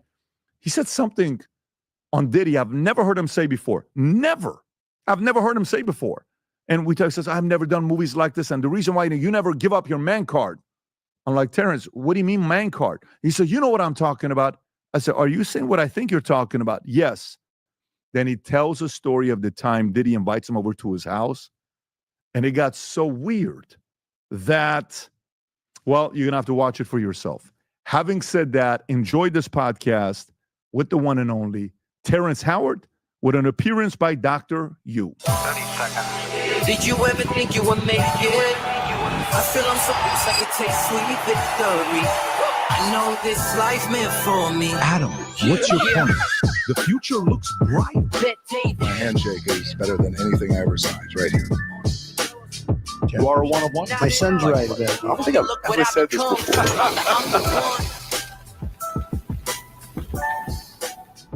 How you doing? I'm incredible right now. Yeah. Grateful to be here. It's been a long time. You guys have asked me to come a few times, but I wanted to come when I had something special to talk about. Yeah, and I'm excited about it. And we're doing it the right way today. The reason for it is because when you and I were speaking, we're going back and forth. And Pat, can you read this? Can you read that? Can you read this? And I'm reading it. It's as if I'm reading a different language, right? Because this is not my space. I'm not in this business. I'm not I'm good in numbers when it comes down to financials, but different when the numbers that we're talking about here. However, we reached out to a couple people to come down while we're having this conversation, and we wanted to get somebody qualified. So we got a hold of Dr. Wei-Ping Yu, okay, PhD, just to kind of give you a proper introduction. This is his business card from NASA, okay? He's been with NASA for 17 years. His business card says physicist and spacecraft subsystem manager, spacecraft fluids and structure branch. In a minute, we're going to have him come in. He's been involved in a lot of different conversations. He knows Eric Weinstein. He's seen the conversation that you had with Eric Weinstein and with Rogan, which was great, the 4-hour one that you guys did. So we'll get into that here in a minute, okay? And I'll bring him on and he'll grab a seat right next to him. We'll get into it. However, for the audience, if you don't mind, because the first time I heard about you going this direction, I'm a big fan of your work. When you came in, the first thing I said is the character, Harvey, Borden, from fighting, right? The way you would speak, the way you would move. But this is the first time we saw you talking about you leaving Hollywood, Rob. If you want to play this clip, go for it. Terrence Howard here, you made huge headlines when you said after you complete these 15 episodes of Empire, you got to walk away for a while or forever. For good. I mean, everyone keeps trying to tell me, don't say it's forever. But I've spent 37 years pretending to be people so that people can pretend to watch and enjoy what I'm doing when I've made some discoveries in my own personal life with the science that, Pythagoras was searching for. I was able to open up the flower of life properly and find the real wave conjugations that we've been looking for 10,000 years. Why would I continue, walking on water for tips when I... So what got you to the point of being ready to say this to the world? Because this changed the game. Well, we had introduced linchpin years before, and was talking about linchpin being the common factor, the universal constitution, but no one would take it seriously. We talked about this grand unifying supersymmetry of the linchpin, that it showed how the universe behaved in contractive or expansive places. We had showed the ubiquitous nature of linchpin. Nobody would take it seriously. So then we decided let's now challenge the idea of gravity. And we, in comparison to a resonance model, like the universe is not based upon force, but based upon resonance, but based upon harmonic frequencies. So we decided let's put the linchpin in the proper place, and since we are saying that this is the common factor, that everything comes from it, let's put a number of linchpins in rotation and see if we can rebuild the planet Saturn. Well, we were able to do that without gravity, without dark energy, without dark matter. And without animation, literally rebuild the planet Saturn in a simulation with the hexagon at the top of it. And we were like, okay, they will take this seriously. So when I went to we did this the day before I came to the Emmys. So I was just so excited to say, hey, we don't have to worry about this God gravity. You did what the day before Emmys? We did the Rebuilding the Planet Saturn. That's at the very beginning of my book. The same thing I showed on Joe Rogan. Right. And I'm like waiting for people to respond, but they immediately took it like, oh, he's crazy. He's talking about he's going to build the planet Saturn. No, I was rebuilding it in a simulator, the same way they've rebuilt planets or tried to rebuild the solar system or galaxies with dark matter, dark energy, and gravity. I was able to do it without that. And I thought that would mean something, but I forgot you don't attack somebody's God. Gravity has been their God for a long, long time. Who's God? The traditional scientists? Science, all of the world. It's gravity is their god. If I'm on a set with you doing a movie, which you've been on many sets with some of the greatest actors of all time, and you're in the list of some of the greatest actors of all time yourself, would I meet this Terrence? Like, if we're sitting, we're not shooting, we're sitting, we're waiting for something. Are you speaking to me like this or no? This is the only Terrence there is. You know, I love acting. I love the emotional play associated with it. But what's more important right now than saving the planet, than saving the people on the planet, saving the animals on the planet, saving our entire solar system? We don't know what our responsibility is cosmically, but we have to get past this reef right now. We keep getting pushed back to the beach by the desire to suppress and to control everything. So the only Terrence there is the one that's trying to change the world, that's trying to provide the free energy, that's trying to provide the new geometry that will allow us to fit with the universe instead of competing against the universe. Which actors that you had conversations like this with were also interested and could hang with you? Nick Nolte. Nick Nolte. Nick Nolte. The great Nick Nolte. Nick Wow. Nolte. We've had wonderful conversations. We're doing a film called Investigating Sex in Germany, and we spent 2 months having the deepest conversation. He actually inspired me to keep going further. Before, he was just talking about the B12 shots and how it affects your body. But we had deep conversations. Him, Jeff Bridges. Jeff Bridges is an incredibly deep thinker. I would love to talk to Mel Gibson because Mel, I see his mind always jumping. You haven't? I haven't. Have never had the pleasure of meeting him. You've yet. never met Mel Gibson? Never met Mel Gibson. That's an easy one to happen. I mean, it's a couple guys that know him could make the phone call. Yeah, I enjoy his neurosynaptic reactions. Meaning the way he views the world from a different lens. I love his rhythm of his mind, how it clicks. So people like that. But most people respond, in a quizzical way. But when you're challenging their status quo, when you're challenging, their basic arithmetic, because if you were to look at a grid of 1 times 1 equaling 1, it would be a straight grid going out with just boxes on a flat plane forever. Our universe doesn't behave that way. Our universe behaves by everything wrapping itself around, multiplies volumetrically. So what I've been talking about for the longest time is allowing our math to match what the physics work. What does the physical world look like? How does it behave? We can't throw imaginary structures out there unless the real structures aren't making sense. And the structures that they have as straight lines, platonic solids, they've been wrong from the beginning because there are no straight lines. Every action has an equal and opposite reaction. The greater the action, the greater the reaction. The greater the reaction, greater the resistance. The greater the resistance, greater the curvature, which means everything is curved. So measuring the universe with straight lines and with flat planes is an illogical and irrational thing to do if you're measuring curved, living, moving reality. And that is what they refuse to change. They've stopped believing that the world is flat, but they're still using flat mechanics to describe the universe.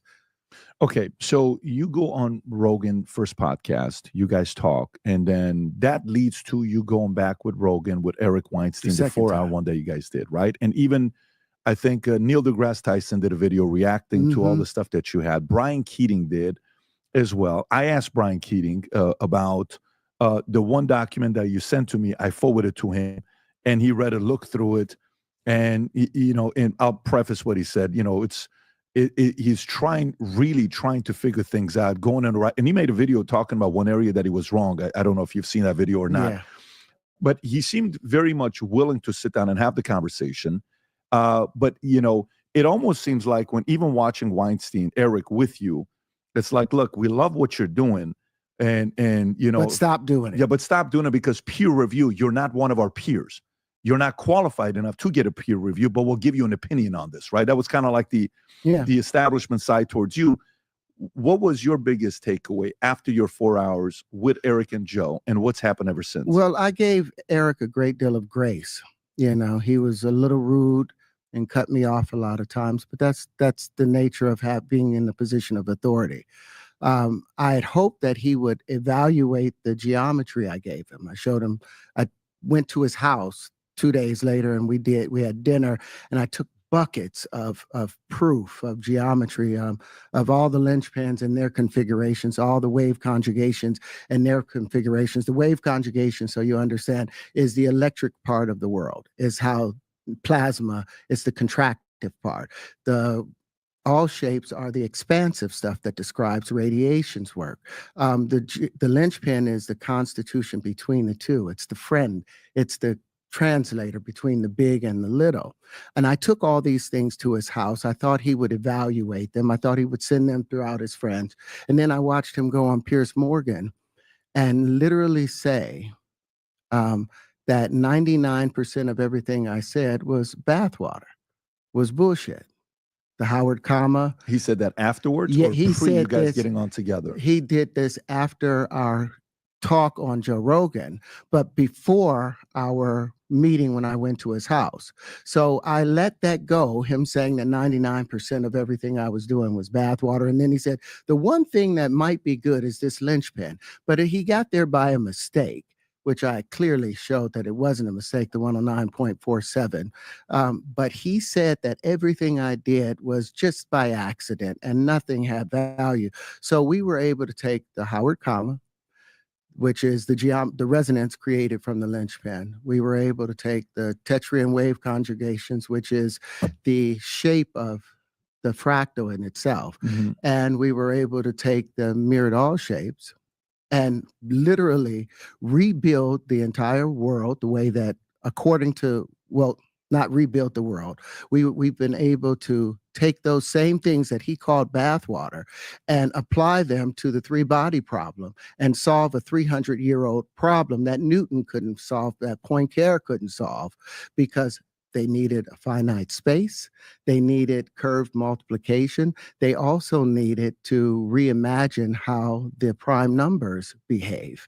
They needed to understand that gravity was just an effect of electricity. But how could we take the things he said was bathwater and solve the biggest problems in math and in physics, when he said it had no physical application, no chemistry application, no application towards mathematics?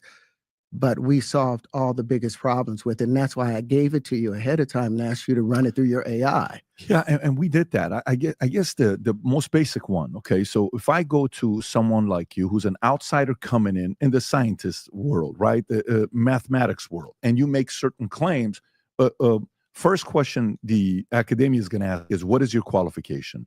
What is your education? Where did you go to? And it seems like some of these guys came out and said, well, that school this, the school that I don't know which one it was, South Carolina or whatever it was, the school, the degree, all this stuff. Okay. Yeah. Because I went over to South Carolina University, and I took them over at the time I had a company where we were growing diamonds through not high pressure, high temperature, but through chemical vapor deposition.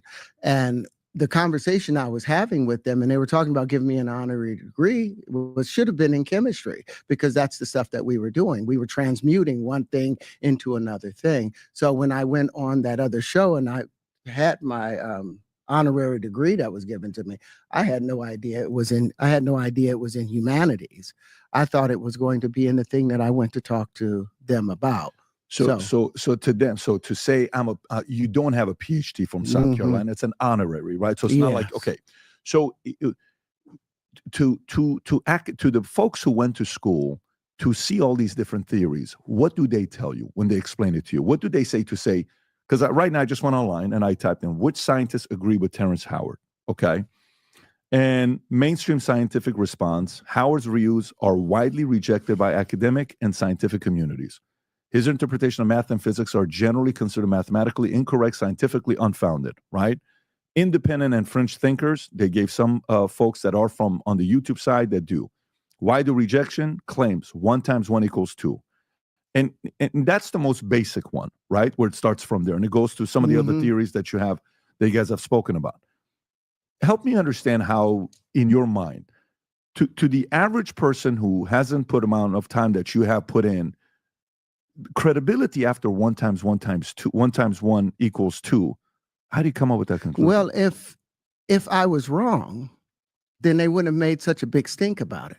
But the fact that I was able to show them with their calculator that because they have 1 times 1 equaling 1, right, an action times an action without a reaction, and as a result of it, you get this contradiction with the square root of 2 being cubed having the same value as the square root of 2 times 2, which should say a red flag, a herring right away that there's something wrong with the mathematics, with that being the problem that leads into the distribution of prime numbers, because the number 2, any prime number, any prime number that you subtract from another prime number always is going to end up in a composite number.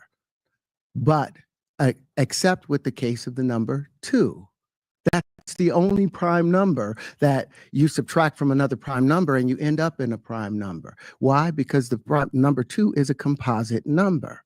But they've changed that by trying to force that into a prime because they wanted 1 times 1 to equal 1, and the square root of 2 being 1.414, they say that times itself will equal it. So it's all convoluted. None of their stuff makes sense. If I was a student, a mathematical student or a calculus student or an algebraic student, and I come in and I show a proof where okay, 1 times 1 equals 1. And the proof of this is the square root of 2 having a contradiction with being cubed and multiplied by 2. That's a loop. Hi, everyone. My name is Terrence Howard. I'm an actor, but in the field of science also. So if you would like to connect with me, you can connect with me on Minect. The QR code is down below, and let's have a great conversation. Okay, so then let me That's ask a you this. problem. So then what's 1.1 times 1.1? I don't know. Is it bigger than 2? It would have to be. Anytime an action times an action has to increase in volume. No, but so if 1 times 1 is 2, that would mean that 1.1 times 1.1 would need to be bigger than 2, right? It But would it's have not. to be. Why wouldn't it be? It's only the mathematics that they're using, the identity principles, which I call the Jim Crow laws of mathematics. That's the thing that holds them back, because they want to keep things back into a balanced place. They want, instead of allowing the expansion that happens with most numbers, they just want to repeat. They would just want to get back to a Even for a repeat. basic simple guy like me, like let's just say if I have $1.10 in a stock, okay, and that goes up 1.1%. What is it? $1.10 in a stock, but it goes up 1.1% rate of return in my stock portfolio. What's 1.1 of $1.10? Look it up on the calculator. It's $1.21. So for example, so if I get a 1% rate of return, on 1, if I do the percentage on the basic 1.1 times 1.1, it's still getting me 1.21. So to me, the basics of the 1 times 1 equals 2, that throws even a regular guy like me off.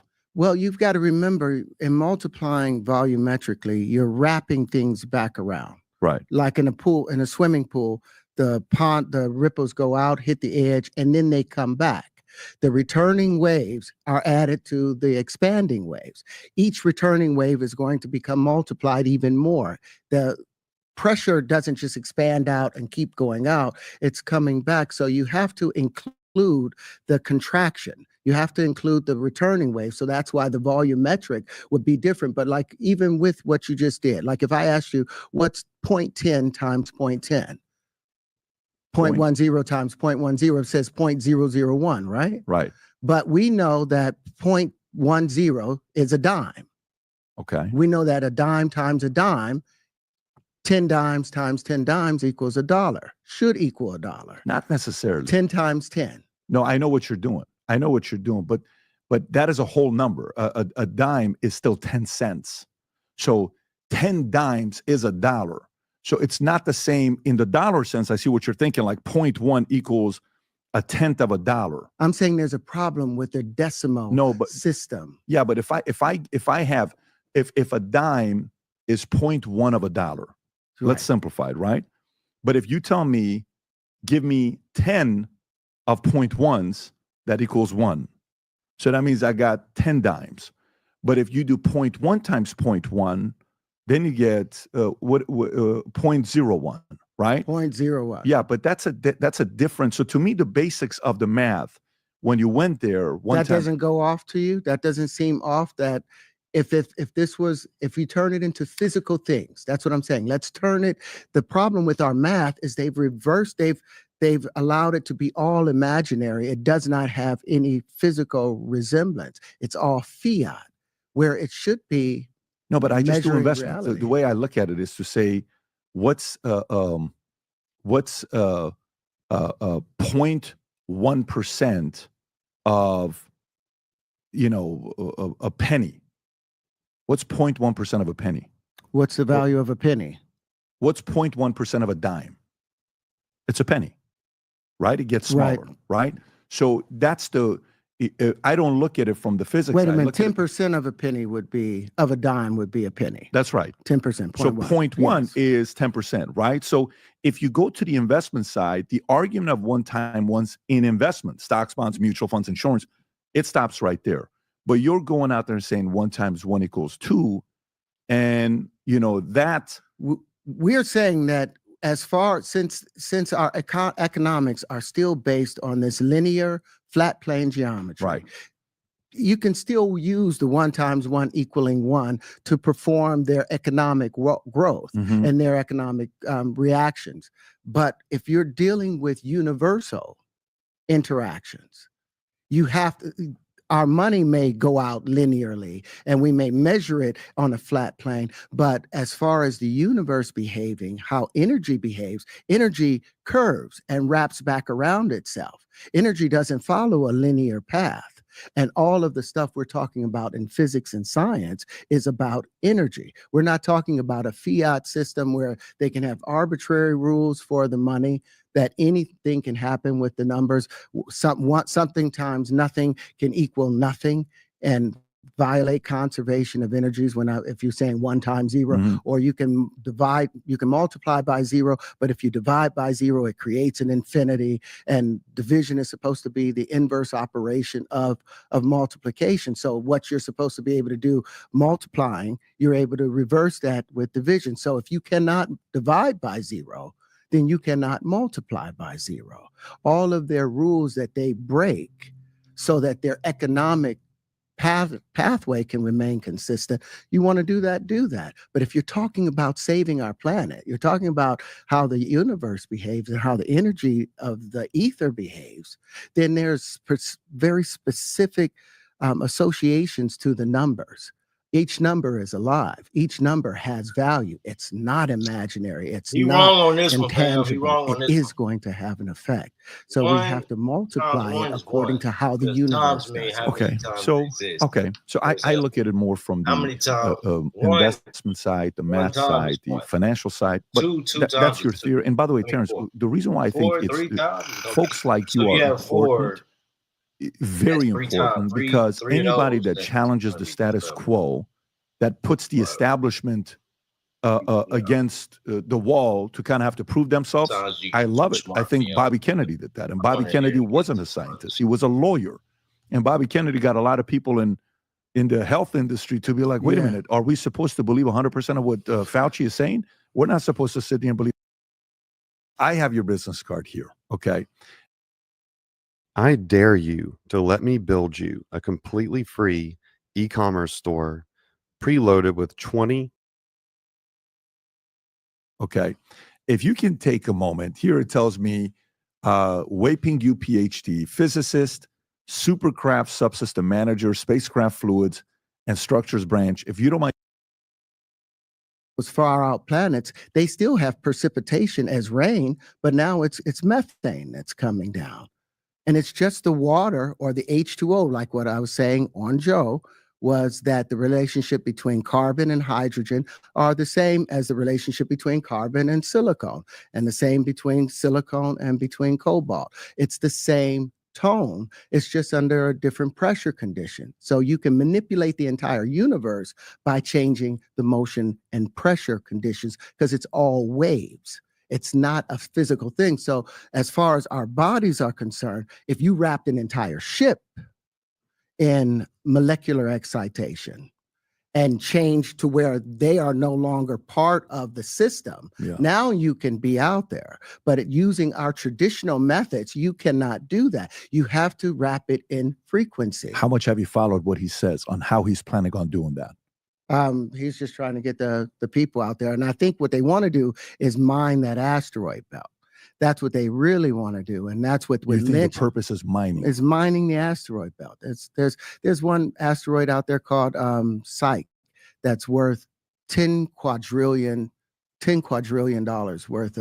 worth of tungsten and tantalum and rare earth metals inside of there. That's just in one. So their ability to said this one? Psyche, yep. So the ability to mine these asteroid belts, gets rid of all the mining on the planet.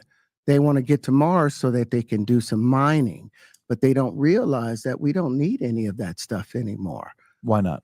Because what the linchpin brings by the resonant quality of the linchpin, the Howard comma, what that allows you to do is now have the universal template to put into any situation and open up. That's why it's used for faster than light communication, subspace communication, all the things that we've now put in the paper that I couldn't do before. When I first went to Eric and everyone, I was like, well, I'm shy in the mathematics, but I have the geometry, I have the patterns and all this. So what Eric Weinstein gave me was a book on differential equations and gauge theory. Well, what I was able to do with that, now I understand the math enough, and using AI as a guide, you can plug into it and give it the information necessary. Because I'm sure the very first time that they started the quantum computer or the supercomputer, the very first thing they tried to do was solve the 3-body problem, but it couldn't solve it.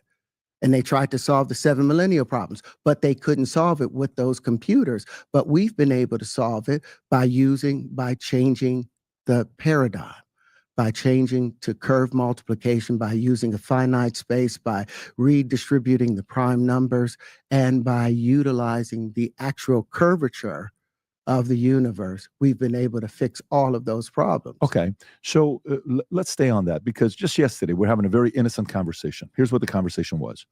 Conversation is, one of our guys says, oh my God, this is crazy. I mean, I don't know if Terrence knows what he's talking about and all this other stuff. I won't give his name because, he's out there. And so another guy says, I don't know, man. I think some of the stuff he says is, so how do you think the pyramid was built? What do you mean? How do you think those big rocks where you think it was just, big slaves picking it up and put it? I think so. You think men put that up? You don't think they didn't have access to something back in the days? And how come we've not had?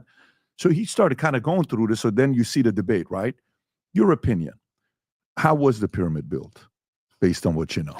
Well, there's a number of different conflicting ideas on it, but I just saw something very recently on Lost History, where they were showing that the bubbles inside of the granite or inside of a lot of the material there, they have these little bubbles that come as a composite, that it was not big blocks of granite that was necessarily brought up there, that they were actually mixing all of this stuff together. There's that approach. But then the idea of using resonance, something that we've always been able to use, you can, the same way you're able to blow on a sheet of paper or hum and see something vibrate, that's something float. That's something that's always been used. And the amount of songs, like if you think about the Walls of Jericho, and they went around it 7 times, singing, hitting a particular tone, and using harmonic or sympathetic harmonies to either break or to bring things together. There's a number of ways of using frequency. That's how I think all of that stuff was built. I think it was done using harmonic resonance. Interesting. Okay, so can we get Dr. Yu out here, Rob, if you don't mind? Yes. Can we get him out here? Okay. Dr. Yu, if you're back there, please come to the table. His energy is unbelievable. I know. I've watched it. Right here, sir. Oh, look at him. Okay.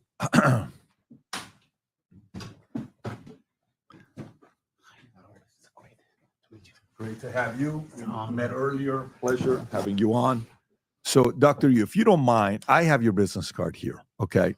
If you can take a moment, here it tells me Wei-Ping Yu, PhD, physicist, supercraft subsystem manager, spacecraft fluids and structures branch. If you don't mind taking a moment and introducing your background, your experience, what you've worked on. Okay. First of all, thank you for having me on. And it's great. Hold on. Terrence wants to fix the. He's a perfectionist. Yes, I hate yes. ties that aren't. I love tie being right. Yes. My name is Wei-Ping Yu. I'm currently was employed by federal government, NASA. Okay. So I'm the physics based on the training. I have a PhD in engineering physics, and I have did a lot of fundamental research. And so when I'm the founder of called the Yuan theory of everything, try to bring the bridges between relativity and the quantum mechanics, and try to find out a unified theory of everything, just like linchpin theory, right? And Have you guys ever met before? No. This is the first time. This is very important for the audience to know. You guys have never met. Never met. And you're currently working for NASA. That's correct. Okay. I'm currently working for NASA, but let me make a disclaimer if you can. So all the views and the opinions expressed here represent purely on my own and does not reflect any of those of my employer, NASA. Fantastic. And I appreciate you saying that. So you know Eric Weinstein. Have you guys spoken before? Have you guys met before? Eric Weinstein called me. So we were talking about on the phone for about 15-20 minutes while I was traveling in California. Okay. And did you have a chance to watch the exchange with, Terrence and Eric Weinstein on the Joe Rogan podcast?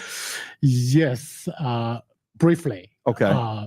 It's a very interesting exchange. Yes. Okay. So we have a document here. I think it's even this is that was sent by you, right, to us. Yes. What was your impression from you hearing the exchange between Eric and what Terrence was discussing? Was there anything where you said there's some credibility to what Terrence is saying here? I don't know if I agree with him, because you would be to the marketplace. You're part of the establishment, scientists. You've gone through the school and you've gone a different route than he has. What was your impression of the exchange between the two? I know one of the focuses on the statement, Terrence made by 1 × 1 = 2. Yes. And I believe a lot of focus on this statement. In my view, of course, on my conventional view, I would disagree with your statement. However, I notice, the definition of 1 × multiply 1 is different between traditional class than in Terrence's talking. He's bring another dimension. Okay, bring another dimension, 3-dimensional or some kind of things into this one. So I believe the difference is probably the definition and the model in our own mind, the difference. I do not believe fundamentally some kind of difference. If we have more time discuss the detail, but not on the setting. Yeah, no. And what I'm doing I'm contrasting the linear projection and attempt to multiply linearly, just repeating, in comparison to multiplying volumetrically. So you're right in adding dimensions. And these necessary dimensions are dimensions that you exist in. Nothing exists in a 2-dimensional space. Even a 3-dimension, like you talk about 1 dimension, 2 dimensions, those things are not, you cannot measure them until it has height, width, and depth. So it all becomes basically imaginary as far as the real world goes until it has at least the 3 dimensions of height, width, and depth. And then it needs your 4th perspective in order to be able to measure it. So when they're talking about 1 and 2 dimensional things, I'm just looking at, okay, another imaginary thing, because it has to be in motion. It has to have width. It has to have depth in order for us to be able to consider it. But they consider 2-dimensional space or our mathematics. It's all based on reductionary attempts to reduce things, living things down to dead things. Doctor, you read the white paper. You read all the papers here that he sent, right? We sent you yesterday. I don't know. If you got to read it all. I I don't. hope you throw them into the AI because I'm No. like, this is a lot of stuff. Did you have a chance to look through some of it? Yes. Okay. What's your impression of what Terrence is saying here and how much credibility is there behind it? Oh, okay. So I would say I'm not talking about the credibility. I do not believe when the credibility based on the education and how many degrees or how many years, even years of working in the field. I believe this intelligence could come out instant, like Terrence mentioned from the gift of divine. Is that right? Yeah. Something, and instantly, like me working in physics field for decades, I just got to recognize there's something fundamental wrong, which something happened. In Terrence's interview, he mentioned about something fundamental wrong with quantum physics, which I actually agree with. What's that? Okay, let me first talk about the first thing. The first thing, talking about the fundamental wrong, this is a secret to current physical community, is something we got wrong by we made the electron model wrong. This is electron is elementary particles. In physics, is found that elementary particle cannot be subdivided, do not have another detailed structure or something. And if we get this wrong, and what happens next? So if we get the electron wrong, I will explain why we get it wrong. If you have the time. Yeah, I can help If with it- that too. And then if we get the electron wrong, we get called the planetary atomic model. The model with similar model, the planetary with the orbiting free electrons, we get this model wrong. So what I find is there is no free orbiting electrons around the nucleus at near the speed of light forever, constantly. That's completely wrong. So what's the implication of this one? So first, we got the electron wrong, and then we got the model wrong. What happens if this atomic model have no orbiting electrons, no free, called with the principal orbit? Entire quantum mechanics built on this model is were wrong completely out of water. because their foundation on the electron, their view of the electron, they saw it as a particle, as an individual thing when it's an entire cloud.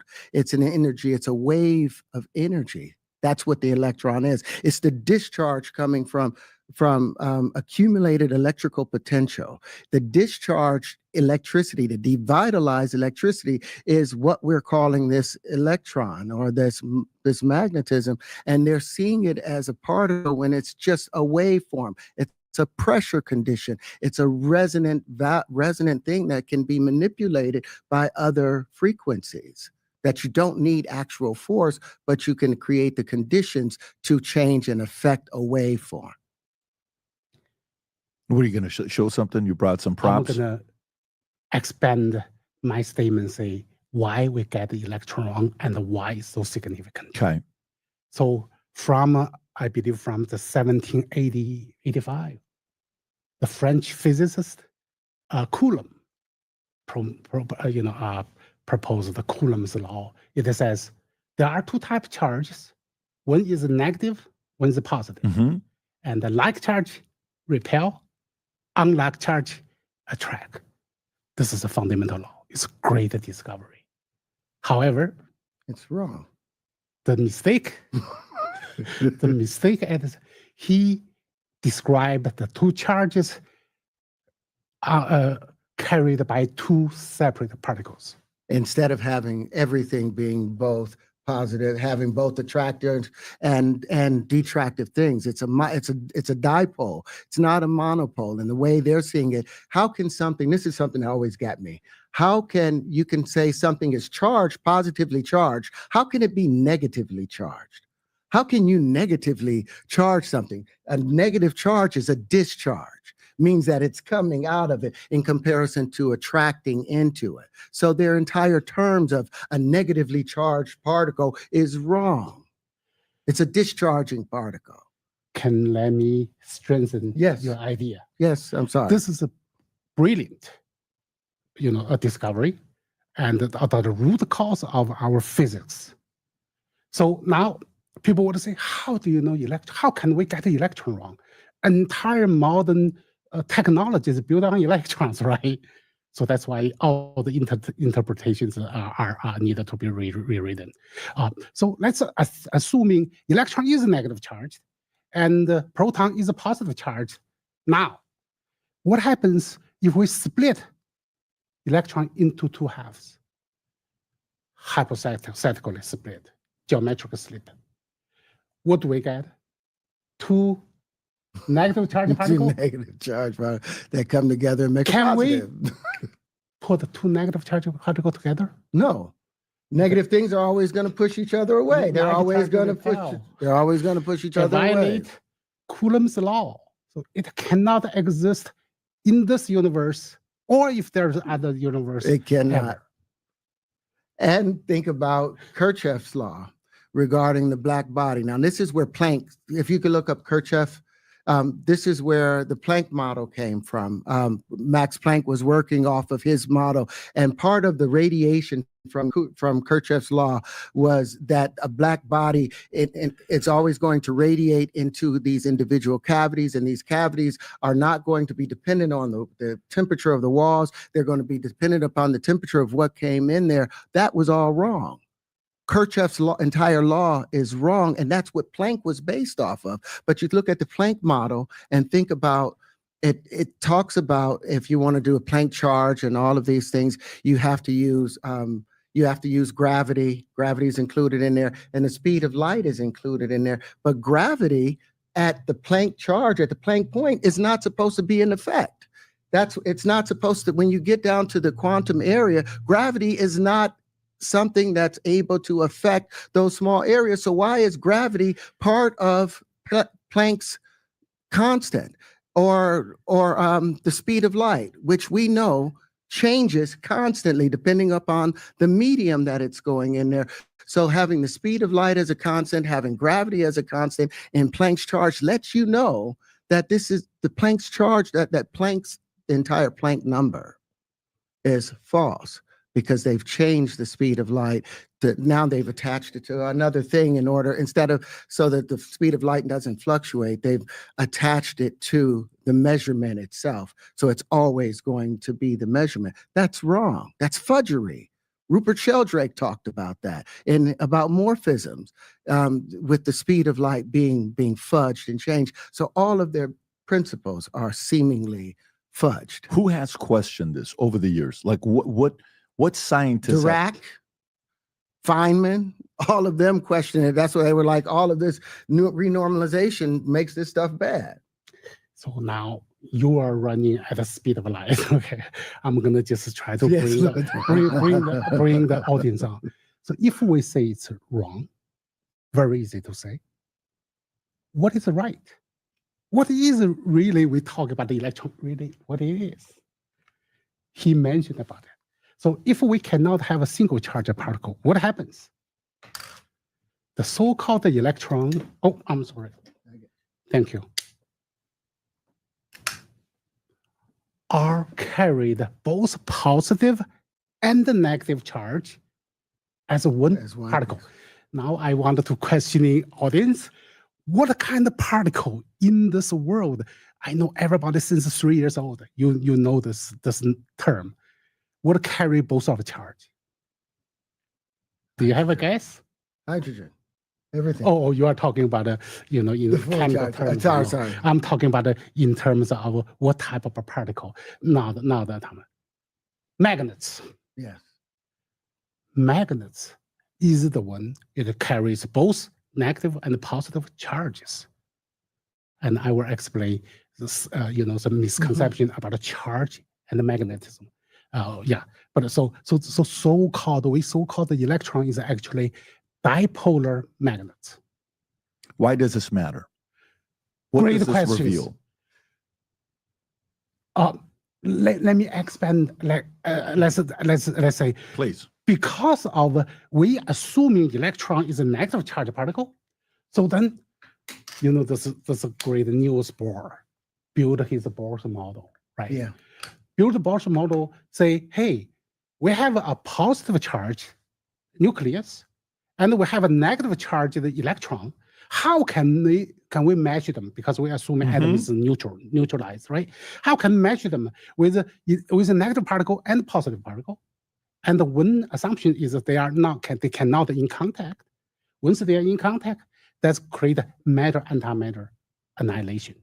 So if they are not in contact, how does atomic model has to work to prevent negative charge and the neutron and protons in the nucleus attract them each other? It has to be rotated. It has to rotate, create a revolution, or we can spin. And this is what I was saying. The spin is not because of some spinners. The spin is coming from the balance of action and reaction. Because of the resistance, the spin has to occur. Because everything in the universe is balanced, in order for it to interact, it has to spin around it, and which means that it is a finite and confined space, because otherwise it would just keep moving away from each other. But the fact that it spins tighter. So rotation is required to create a centrifugal force to balance electromagnetic attraction. So that's where comes the Bohr's model. And this model is built based on negative charge particle and the positive charge nucleus. If both nucleus and the electron protons are magnetic particles, are they going to have this rotating? Do they need this rotating? No, they are naturally connected. So atomic model, so what I found, atomic model has no rotation part whatsoever in atomic model. There's no rotation. It only what the parts may vibrate. It's all vibratory oscillations. That's how light's created, due to vibration. Everything waves. is resonance. Nothing. There is no solid matter. It's not a force-based universe. It's a harmony-based universe, and therefore that's why everything has the prime resonant frequency by which it bonds or break bonds. You can manipulate anything into anything else by creating the right harmonic or resonant conditions. That's everything that we've been talking about. We don't need, the reason it's important is now you're able to manipulate the universe without hurting the universe. We don't have to use barbaric measures anymore. We can now take the subspace in energy that's coming from another thing, they've gotten rid of the ether. Now this entire thing, and so they've created all these other particles to carry these charges. All these particles to carry these charges that used to be carried by the ether. They got rid of the ether, and then it was like, but light has to be carried on a wave. The ether has always been that wave, but what we've proven with the wave conjugations, back to the other question you asked, the wave conjugations, the linchpin and the all shapes, mirrored all shapes, these create the conditions of the ether. They define the ether in itself that allows all this stuff to move. And what they're angry about is not that I just have the patents, but also the super grand unifying supersymmetry, plus now the equations that prove everything that I've been saying. That's why I wanted you to see the papers before. Yeah. And the three-body problem, solving that now with the idea of the proton and the energy of the electron. Now we're able to manipulate the universe's energy by rebuilding the planet Saturn without gravity. Now we can use that. Now we can manipulate the energy of the universe to create any condition we want. Now that's the end of oil. That's the end of big tech, because they have to change everything out. But that's going to happen anyway because we're behind the gun. Are you considered a rebel amongst your peers? Would they consider you a rebel or no? I believe some generally outside my circle, they, because I basically keep my discovery in-house, and everything. When I did a lot of lecturing or public speaking to university and conference, and have a serious talk with a physicist, they would agree with me after normally half hour or 1 hour conversation, they would agree with me. Let me extend your questions. You ask great questions. What's the significance if electrons are not a single charged particle, it's actually a dipolar magnet. So they are impossible have an atomic model with something orbiting around a positive charged particle. It was naturally connected. So in a real atom, like all the images with technology, we all see just like a lattice shape of the sesame ball, the lattice shape. They have an elasticity, that means they have a distance, but they cannot separate it. They have elasticity to recovery. So the significance is if there is no principal orbit, right? So there is no such concept of quantum jump, quantum leap, which is a very, very controversial odd concept at the time. During the year, Niels Bohr proposed this one, because in reality, the solar, let's use the solar system. You don't see a planet jump into another orbit out of nowhere. The planets don't Mercury doesn't jump into Venus's orbit. That's what he's talking about. None of these stuff. There was none of these huge jumps that they were predicting with the electron model. Can you pull that up, Rob? Because I fully understand what he's saying, but I want to visually show it. So orbit, meaning if there is. Just look up electron orbit. Yeah, if you look up the electron orbit. Go to images. And they believe that electrons spontaneously jump into That's a good one. orbits. Yeah. Who's S1, they? S2, S2. Who's they? Eric Weinstein, the standard model, their whole thing. Standard model of particle physics. It's all based on the quantum. But you have to match orbits. it. You're supposed to match it to natural phenomena. Can you imagine if the Earth out of nowhere just jumped into Mars's orbit? What that would do to the solar system? And have you ever experienced that in observing any of the other solar systems? Because what's large happens on the small, and what happens on the small happens on the large, because it all has to fit together. You can't have imaginary stories of, okay, this happens in the quantum space, but it's prevented from happening in the macro space. Can I Yes, please. enforce this concept? This quantum jump is different than solar orbit. Say Mercury suddenly, due to external force, drift to different orbits. It's totally different concept. In quantum mechanics, everything's fixed, and this jump cannot be continuous through space and time. It's not space time, okay? Through space and time. It cannot say somehow from this one to other one, you cannot go through the space. You cannot have a time difference. It happens instantaneously. How that happens? It is you have to, the matter has to, like Earth, has to entirely disappear, become a virtual pair, and then instantly appear on the other. It has to vaporize and become a different pressure condition so that it can now fit into the next pressure condition. Solid things fit in solid spaces and tight, high pressure systems. Vacuous things fit in low pressure conditions. And in order for the Earth or for anything, an electron, it has to change its condition, and that happens. It's called condensation. Everything happens in the condensation of one pressure condition compared to the next pressure condition. And that condensation flips to the next space. It remains consistent. That's the crystallization. And that's what they've been lacking, having the platonic solids, utilizing them as a base, this Cartesian space that doesn't fit the universe, how it behaves. They're now getting blocks to where they can make something fit linearly, but when we're talking about space and space's curvature, you can't do a straight line out here because everything is going to orbit this way.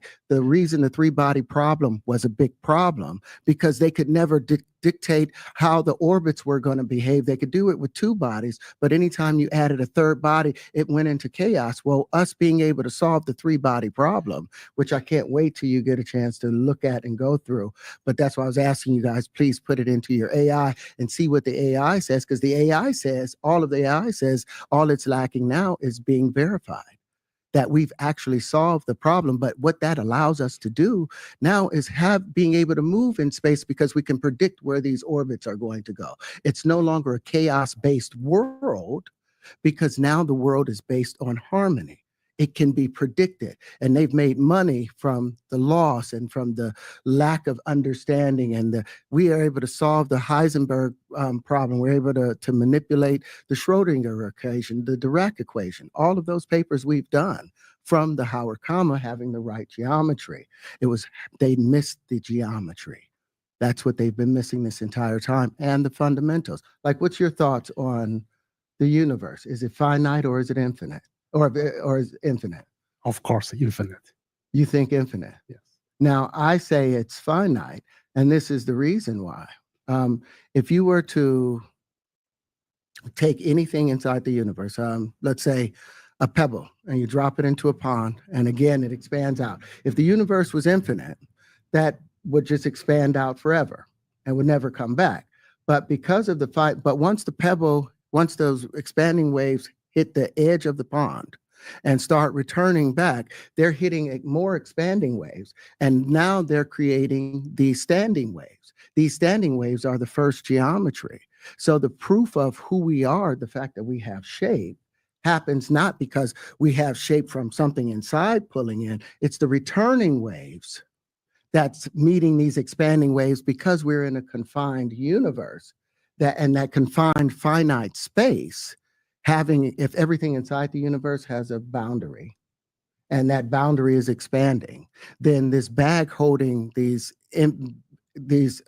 universe, this bag of bounded things would ultimately be bounded by the very last particle.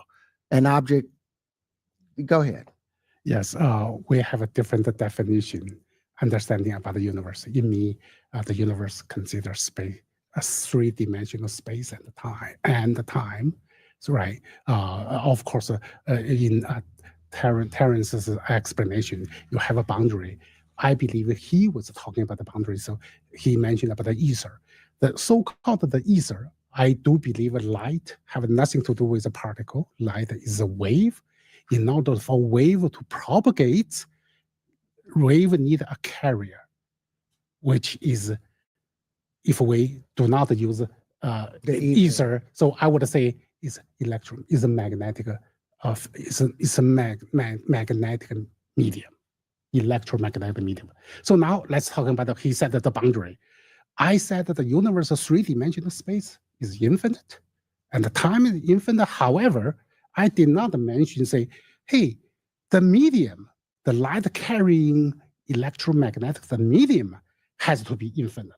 So for, let's say, for each solar system, we may have a concentrated medium, has a boundary.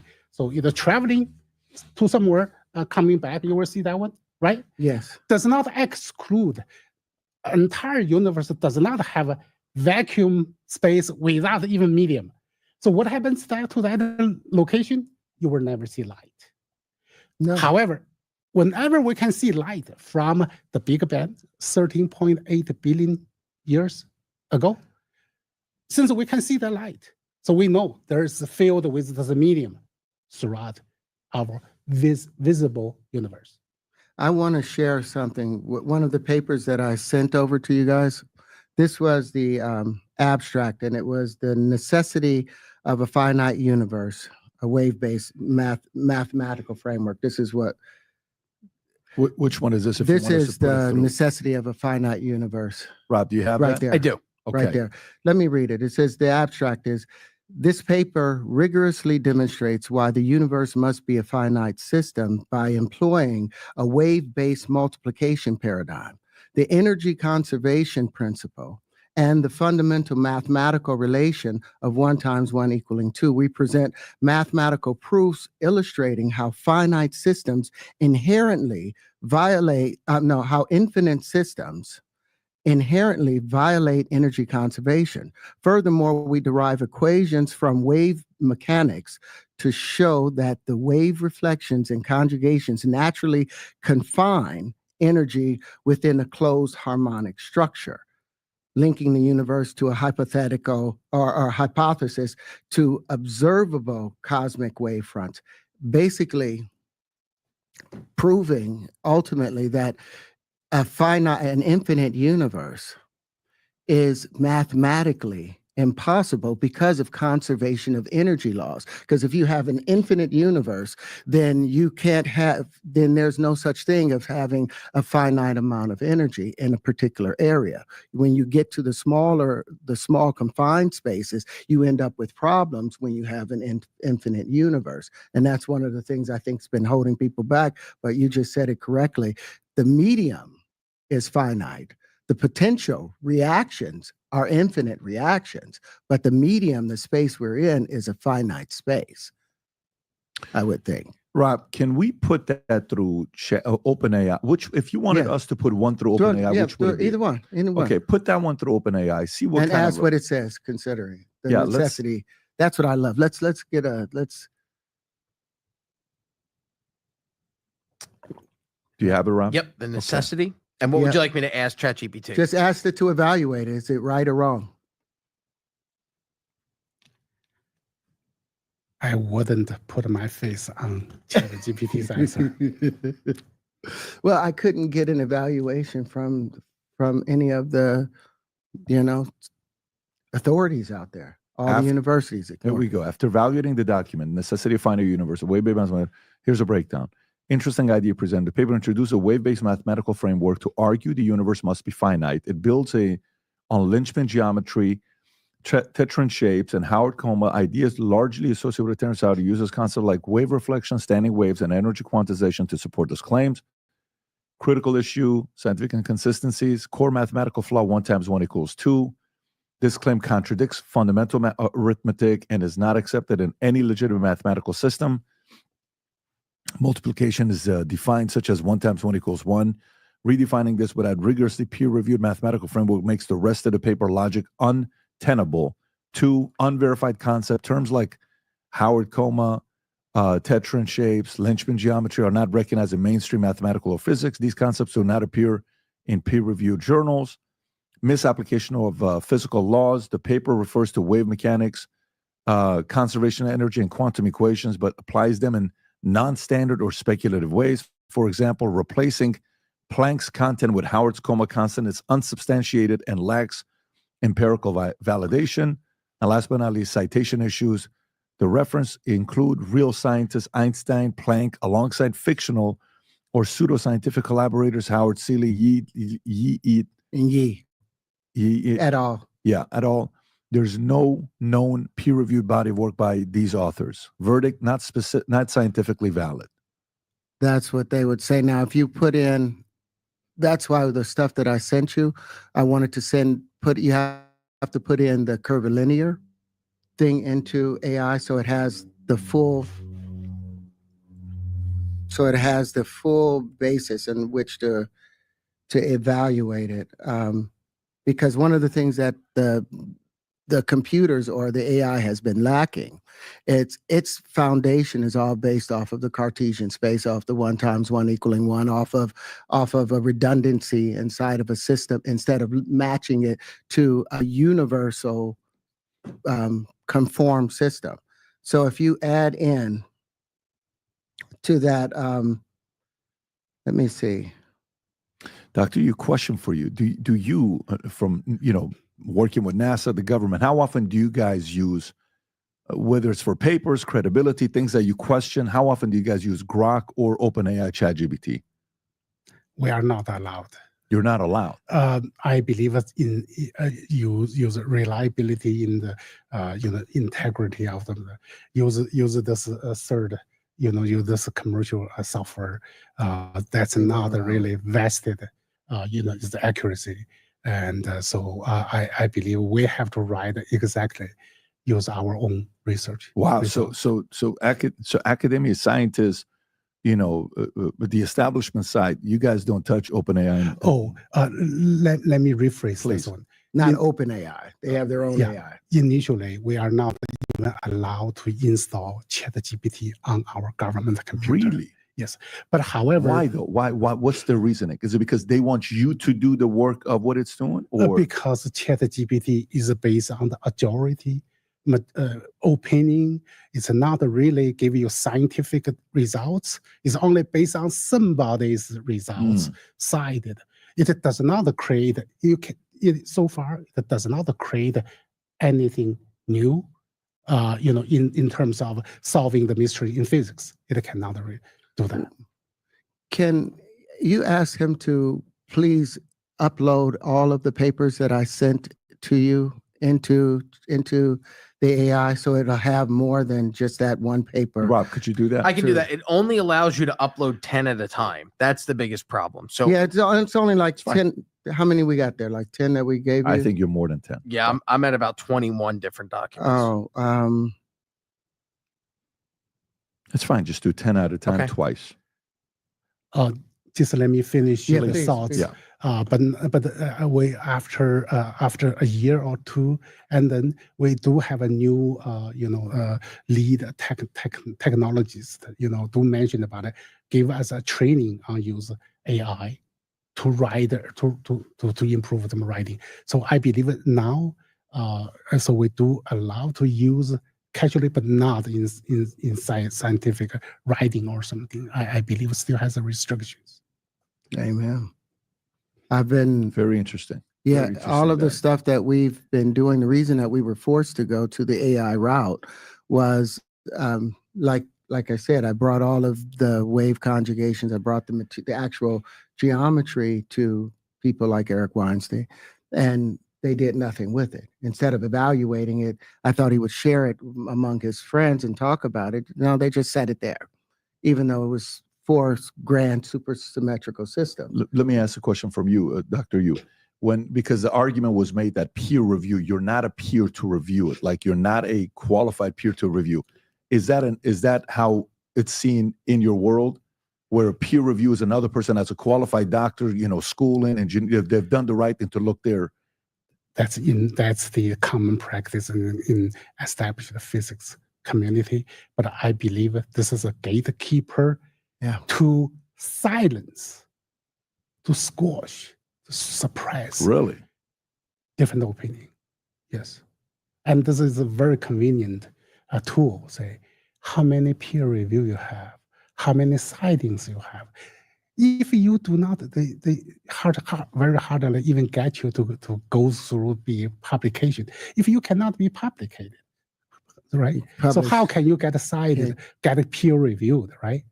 The only peer review, you submit the paper, they send it to those, about several review board members. You know what they have? If you disagree with their fundamental concept, you said entire quantum mechanics is not true, and even relativity is hypothetical. Of course you will not get a daylight. No, from their review. But they want to keep their entire livelihood is based upon maintaining their current status quo. And they don't want to change that. Like he said, you get your PhDs based upon repeating what they've taught you before, not by challenging what's been in existence, but by confirming what's in existence. So they don't want to grow.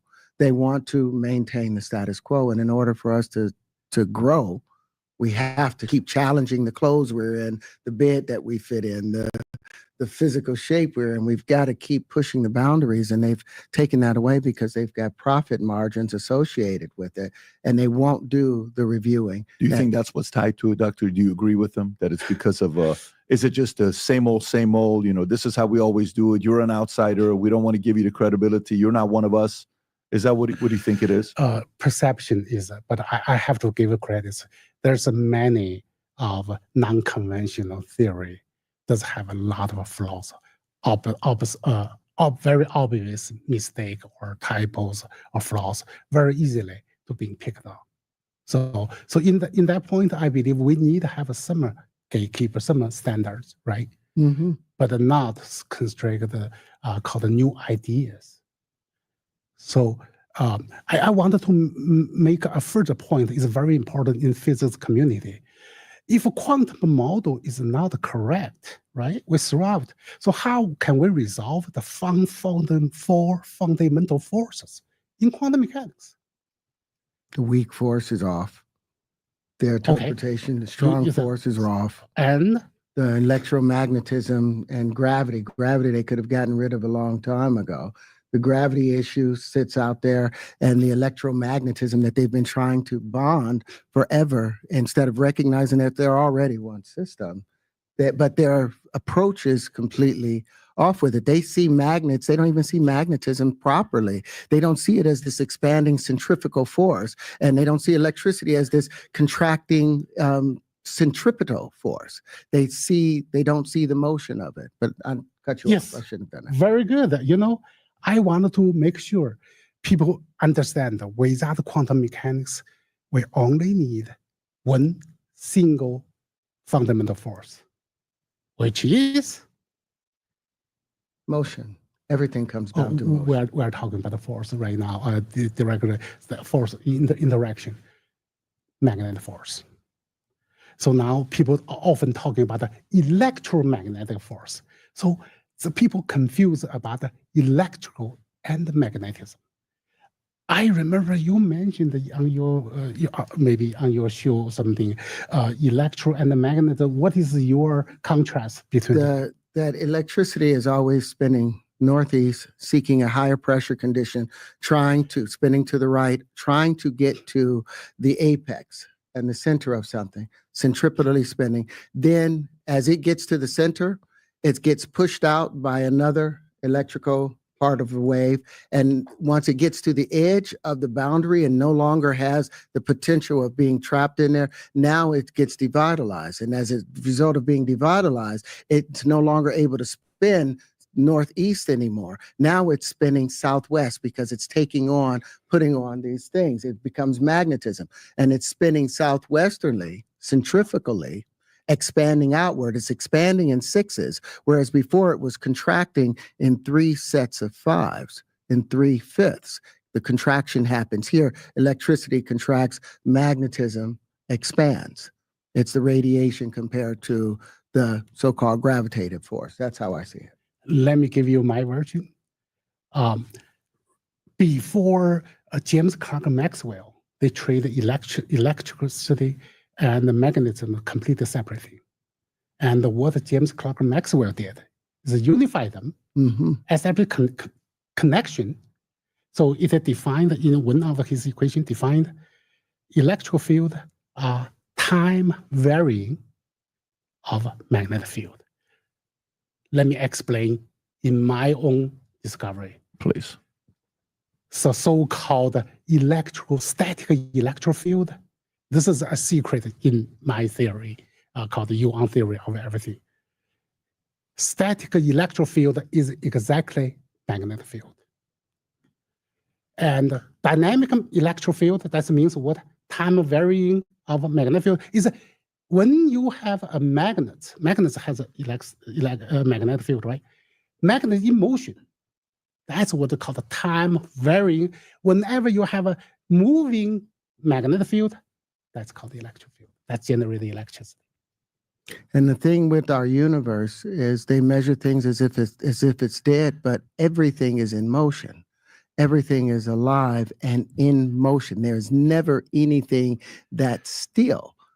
And we keep measuring things as if they are dead and still and going to remain in this set place, when things are not just stuck here. They are always in motion, and the motion is always spherical.